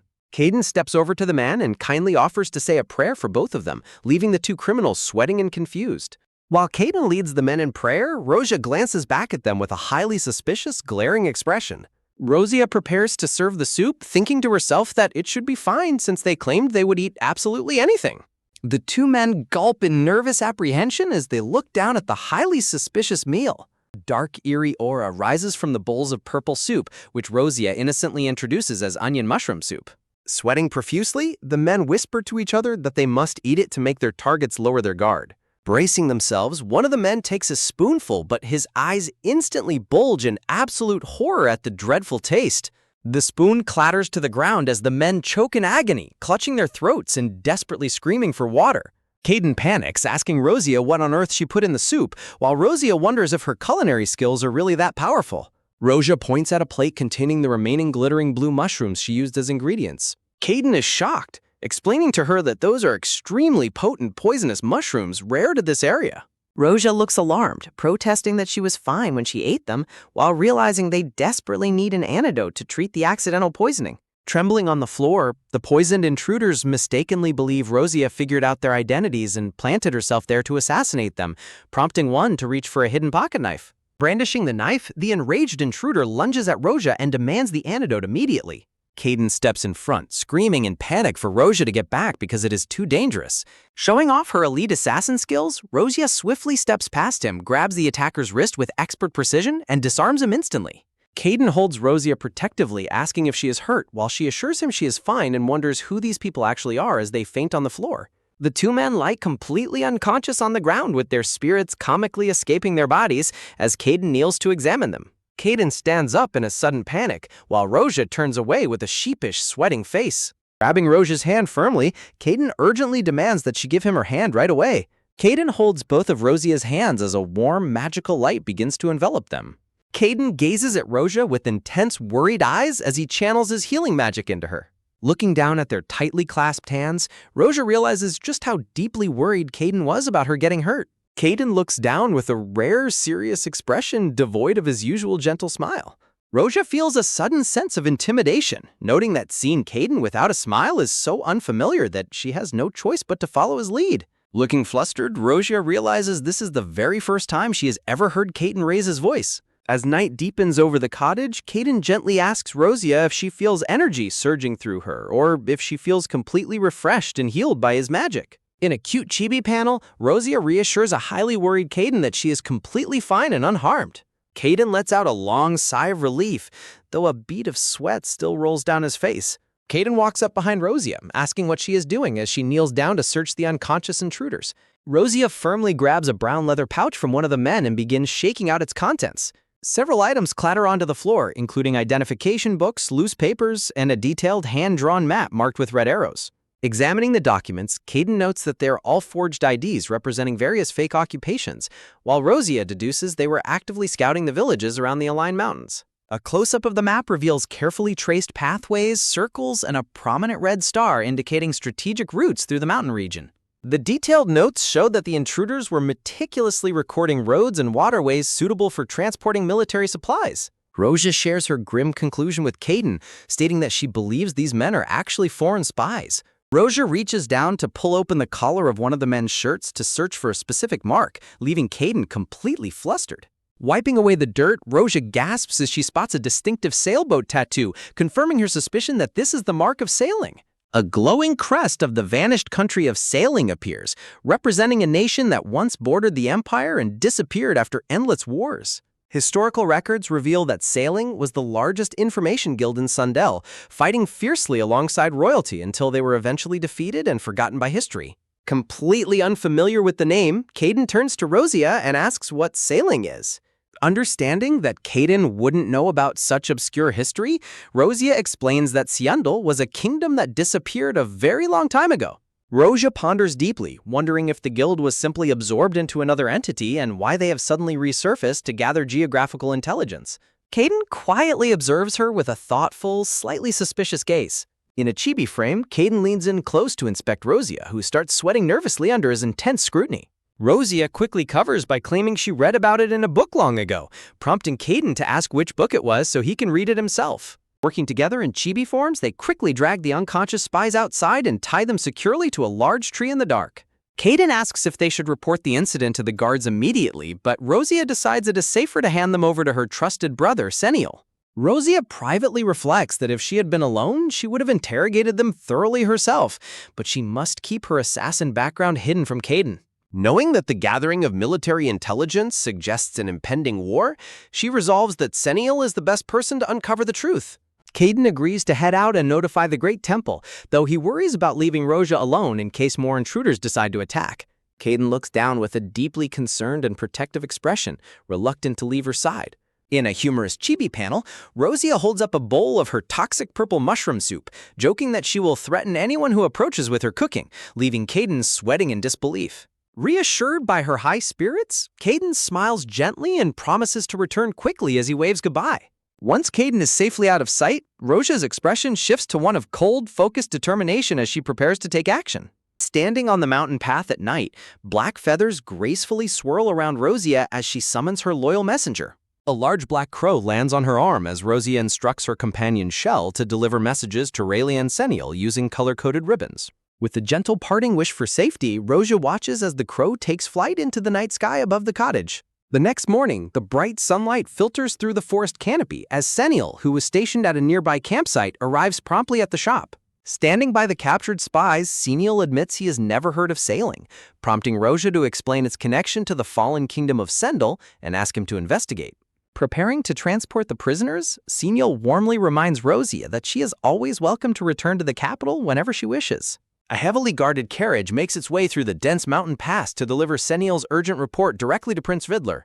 Riding his horse along the forest path, Prince Vidler wonders why a mysterious group like Sailing would suddenly target a peaceful, isolated shop. Rosia stands outside her shop, looking out over the beautiful mountain scenery with a calm and serene expression.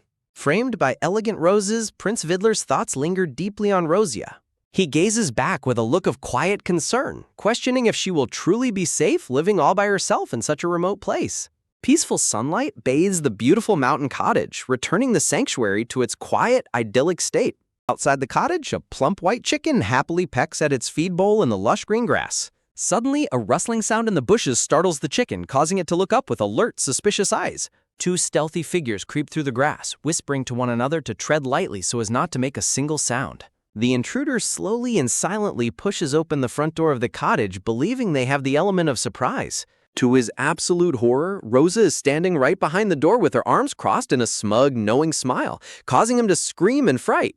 Terrified and sweating, the intruder clutches his chest and stammers that she scared him, while a chibi Rosia smugly wonders if her presence was really that shocking. A handsome brown-haired man in a dark-patterned cloak stands warmly beside Rosia, who wears her gray-hooded cloak as they arrive together in the bright, sun-drenched forest.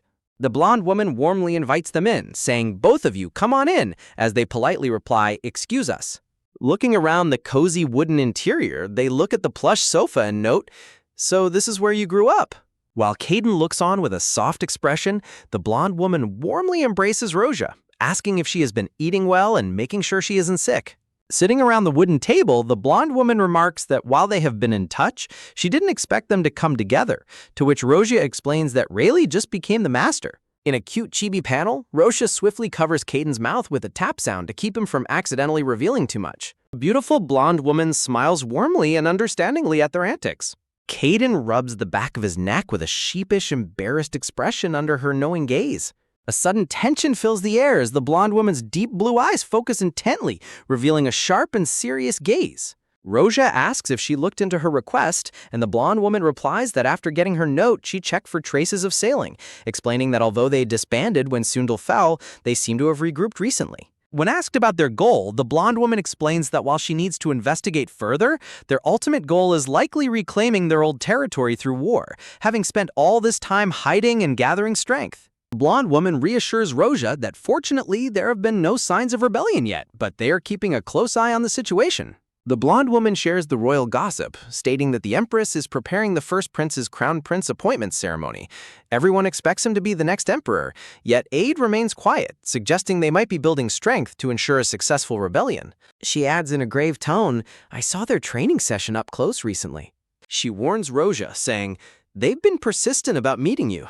The blonde woman gasps in utter shock, her eyes widening as she repeats, "The map of the great thief?" Rosia claps her hands together to break the heavy mood, saying, Now, let's stop talking about work. We can talk more after we gather more information." The blonde woman presents a beautifully wrapped white gift box with a purple ribbon, announcing, "It's for you, Rosia." In a comical chibi scene, Rosia instantly turns away with a cold look, flatly stating, "I don't want it," leaving the blonde woman sweating in disappointment. Looking down sadly as she unties the ribbon, the blonde woman softly admits, "I've never really given or received gifts before." As the box is opened, a beautifully crafted, gleaming silver sword is revealed, prompting a soft whisper. "This is..." The blonde woman gazes at the magnificent sword in stunned, silent wonder. The delicate lace and the sparkling pink gemstone on her chest catch the warm light of the room. Rosia smiles gently and says, "You said you were quitting as prince," referencing her past role. Looking at the hilt where Prince is engraved, she touches it gently, recalling that this prince's sword was the symbol of her rank as #1 in Raven, something she gave up her entire childhood to earn. Caden and Rosia gaze at her with warm and deeply supportive smiles, waiting for her reaction. A soft, radiant smile spreads across the blonde woman's face, filled with deep gratitude. She reflects deeply on their gesture, thinking that while she could have just sent a document through Shell, she can truly feel their sincerity in coming all this way to bring her the sword. Her hand wraps firmly around the hilt, gripping the cherished sword with renewed resolve. Behind her gentle, smiling appearance in the pink dress lies the memory of her formidable past as a masked elite assassin holding her sword. She rests the beautiful sword gently in her lap, holding it close to her heart. Rosia jumps up with a joyful shout of hurrah, cheering, "I knew you'd say that," while Caden leans over in agreement, declaring, "Great choice, Rosia." Caden gazes at her with a gentle, caring expression, happy to see her find peace with her choice. As Rosia affectionately embraces her and Caden places a comforting hand on her shoulder, their warm bond is beautifully reflected in the sparkling blue water below. Looking around her empty shop, the blonde woman thinks to herself, "I'm starting to see things that need more attention," reviewing the map she obtained from fending off the sailing spies. She reflects that even without uncovering every single customer's identity, she could still gather plenty of valuable intelligence just by listening to their conversations. She taps her chin thoughtfully, brainstorming ways to attract more travelers to her shop to collect more information. She plans her next steps, thinking that she will need an open sign and more tables to properly welcome customers. An illustrated map highlights the winding mountain path leading from the peaceful village all the way up to her isolated shop. Her vibrant blue eyes shine with clear determination as she prepares to set her plans into motion. A voice suggests, "I have an errand there as well, so we can go together." The handsome brown-haired man in his smart black and white uniform gently pats his elegant white horse with a soft smile. In a cute chibi panel, the man and the blonde woman discuss their journey next to the sturdy white stallion. Smiling warmly at her, he suggests they make the trip together. When she mentions that she will go today and he can go tomorrow, he smiles mischievously and replies, "Then I refuse as well." In a hilarious chibi frame, his eyes glitter innocently as she sweats nervously, thinking that his eyes are saying, "I'm the owner, what can Lucia even do?" and wondering how someone can have such madness and such clear eyes. He insists that it is for her safety, prompting her to sigh and finally capitulate, saying, "Fine, let's go together." The wooden gate creaks open as the blonde woman, now dressed in her sleek black traveled gear, joins him and the white horse in the courtyard. She turns back to look at him as they prepare to depart, the warm sunlight illuminating the peaceful day ahead. The handsome man steps forward gracefully, ready to embark on their journey together. Close-up of the blonde woman with vibrant blue eyes looking thoughtfully. Her thoughts linger on her choice. I suppose a normal noble lady would need an escort like this, but dressed in sleek traveling gear, she confidently rides the sturdy white horse down the forest path. Hayden smiles warmly, his eyes glowing with a gentle affection as they travel. Riding together, Caden praises her skill, saying, "You're a good rider," to which she replies, "It's been my only hobby since I was young." She reflects silently on his background. I knew Caden wasn't just an ordinary priest, but knowing healing magic and also having horseback riding as a hobby, that aside, maybe it's because I've never been this close to someone before. Feeling his close presence behind her, she gets extremely flustered, thinking in a panic, but this is so uncomfortable. In a cute chibi panel, she sits rigidly on the horse, sweating nervously at how close they are. They finally arrive at the bustling town as Caden warmly announces, "We're here, Rosia." They enter a wooden shop where a woodworker with a white headscarf is hard at work and greets them, saying, "Welcome." The woodworker looks up at them with a teasing smile and asks, "Did you get married and quit the temple already?" In a comical chibi scene, Rosia instantly turns away with an annoyed look and a cold swish, leaving Caden sweating nervously. Looking around the shop's interior, she admires the displays, thinking, no wonder Caden recommended this place for its craftsmanship. Their finish is so clean, everything is flawless. She closely inspects the beautifully polished wooden chairs and chest of drawers.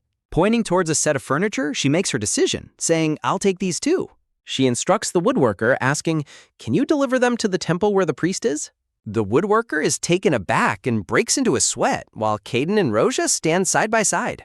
She looks thoughtful as she says, "I see," reflecting internally that it won't be easy to find a replacement anytime soon. Turning to leave, she politely thanks the woodworker. "That's everything then. Thank you for the furniture." They walk out of the shop together onto the cobblestone street under the clear blue sky. She looks back at him while remembering their awkward ride. "I appreciate the offer, but..." Sweating nervously, she makes up her mind, thinking, "I'd rather not be that uncomfortable again." Trying to break the tension, she asks, "By the way, didn't you say you had errands too?" Caden responds sheepishly with a nervous smile, stammering, "No." Suddenly, an older priest with gray hair and gold-accented white robes rushes up to them, calling out, "There you are! I've been looking everywhere for you." Rosia watches with suspicion, thinking, a priest? He looks old enough to be his superior, yet he's showing Caden such respect. While Caden calmly says, "Priest Dolius." Looking at the older priest, Caden asks, "Is there an emergency?" Caden rubs his head in frustration, letting out a weary Rosia looks on with quiet concern, carefully observing their interaction. She notes the dynamic between them, concluding, looking at how that priest is treating Caden, Caden must hold a much higher rank. Priest Dolius explains, "High Priest Lucer is worried about you. Let's go and talk." Priest Dolius' face is shown in close-up as he speaks with urgent concern. Rosia peeks curiously from behind Caden's broad shoulder. Caden's expression turns cold and stern as he says, "Priest Dolius, I didn't know I had to report every detail of my life outside the temple to you." Priest Dolius winces and sweats under Caden's intense, demanding gaze. Rosia is stunned by Caden's sudden change in demeanor, looking at him with wide, startled eyes. Her mind races as she watches him, thinking he seems like a completely different person. The scene transitions to the majestic facade of the village temple, standing tall against the bright sky. Outside the temple, Priest Lucer stands gracefully, surrounded by daisies as other priests kneel before him. An elegant title card introduces the high-ranking priest, Priest Caden. Dressed in magnificent ceremonial white robes with a red and gold stole, Caden walks forward with a calm and dignified posture. Priest Lucer sighs, "I feared something might have happened," to which Caden gently replies, "Priest Lucer, you only worry more as you get older, but your visits to the temple have become more frequent over the past few months." Looking deeply concerned, Priest Lucer warns him that mountain is no place for you. You'd only lose what little divine power you have left. Caden firmly requests, "Even if something happens to me, you must never come," prompting Priest Lucer to look away sadly, thinking, "Please don't say such things." Surrounded by beautiful blue flowers, Caden looks stunningly handsome as his divine presence radiates. They walk together down the grand stairs of the temple as Priest Lucer asks, "Then how?" Priest Lucer looks back at him with a startled and wide-eyed expression. Caden looks back over his shoulder with a subtle, mysterious smile. Back in her bright room, Rosia is shown eating a meal with a peaceful and content smile. Her thoughts reflect, "I still could barely fall into a deep sleep." Her inner thoughts linger on her mysterious nature over a background of elegant blue roses. "I searched through books and records but couldn't find the reason. Is this Rosia's power?" A close-up of a handsome young man with dark brown hair and beautiful purple eyes, smiling gently with a calm and warm expression. The blue-haired priest looks at his companion, commenting with relief, "It is a relief, but truly mysterious."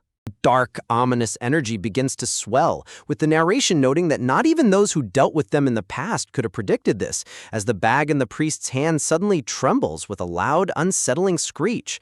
As they walk down the dark, gated passage, one priest asks, "How many are there this time?" To which the other somberly replies, "About 100? The number has increased."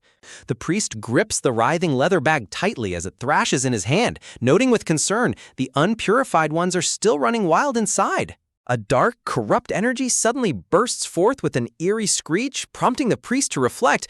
Looking at their reaction, they must have realized. Standing before the solemn altar, the priest holds the bag firmly as sinister red energy swirls around him, threatening to break free. The blue-haired priest breaks into a cold sweat and looks on with immense dread, stammering, "If things like this were to break free?" With a deep concentration and a calm expression, the priest clasps his hands in prayer, invoking a brilliant, divine white light that bursts from his hands.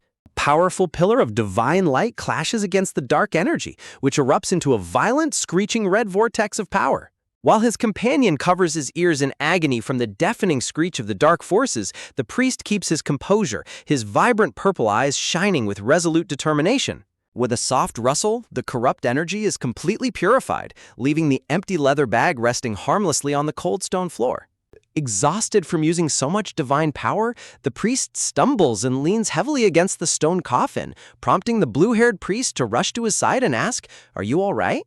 The priest pants heavily, his face pale and covered in cold sweat as he struggles to regain his breath after the intense purification. He extends his hands, holding a small leather pouch alongside a beautifully crafted, elegant golden dagger. Reflecting that the role expected of him remains unchanged, the priest requests, "Please send the holy water to the temple," to which his companion respectfully replies, "Understood." When asked with deep concern if he has collapsed or coughed up blood lately, the priest calmly replies, "I'm still fine," while secretly reflecting that even this concern is born of their fear of losing a useful tool. An ornate golden frame highlights his bittersweet realization, "Because I am the only one chosen by the oracle who can do this."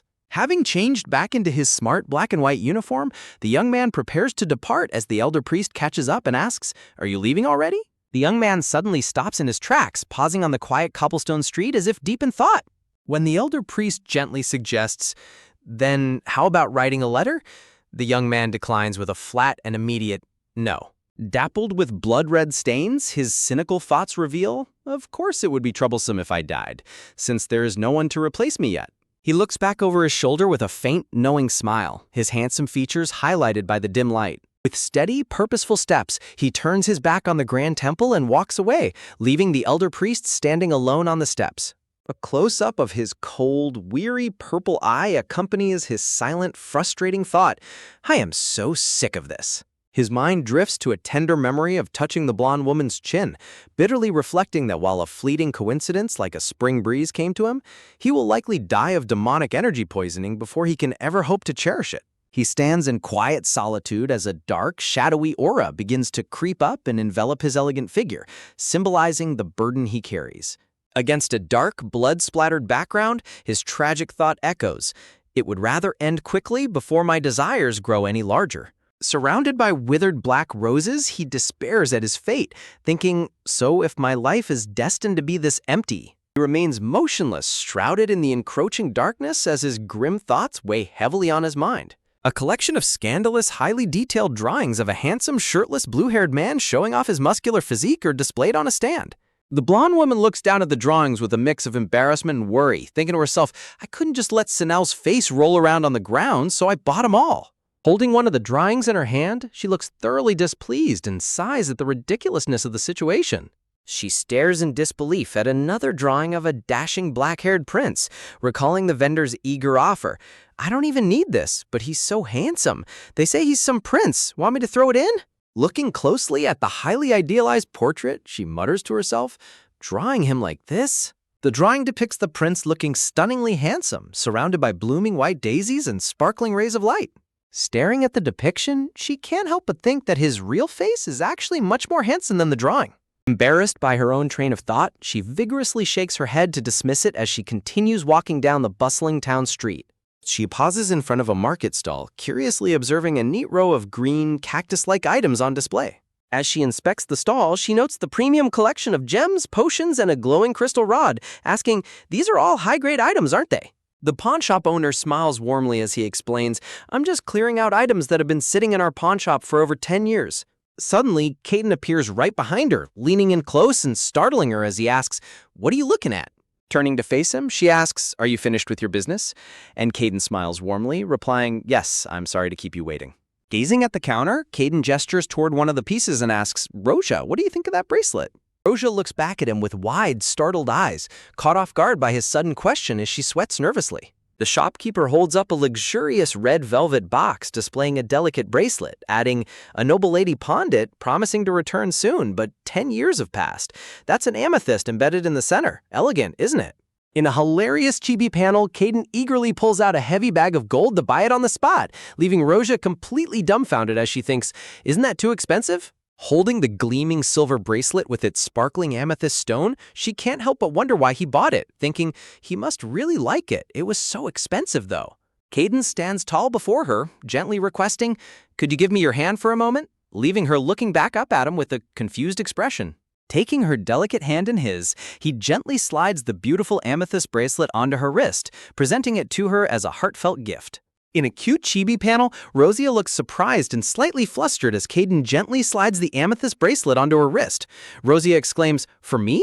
I don't need this, while Caden replies softly, I can feel holy power radiating from within it.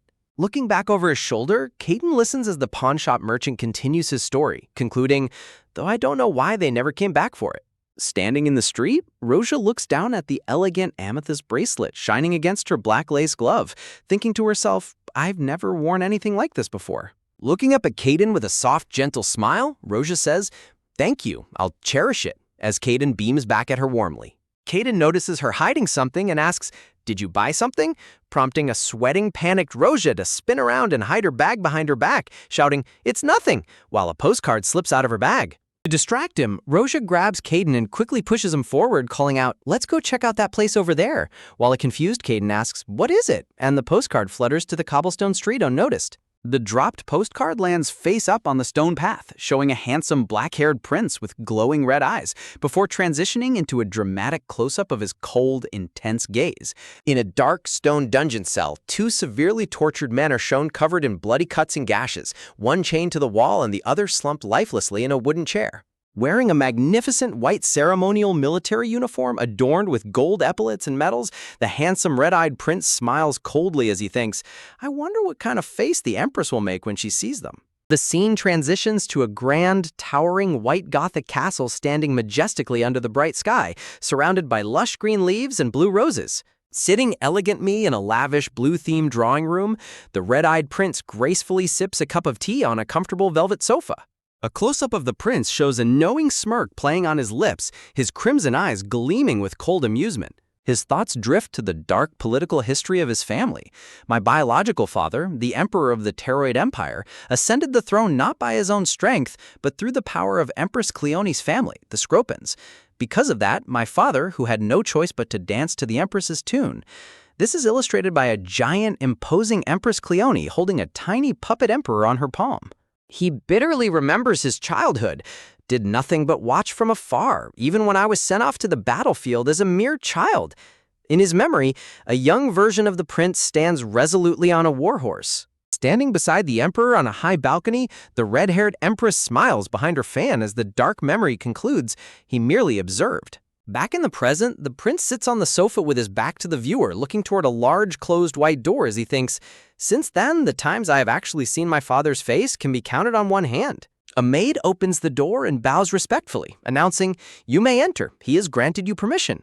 Walking forward into the grand corridor, the prince thinks with biting sarcasm, how incredibly gracious of him.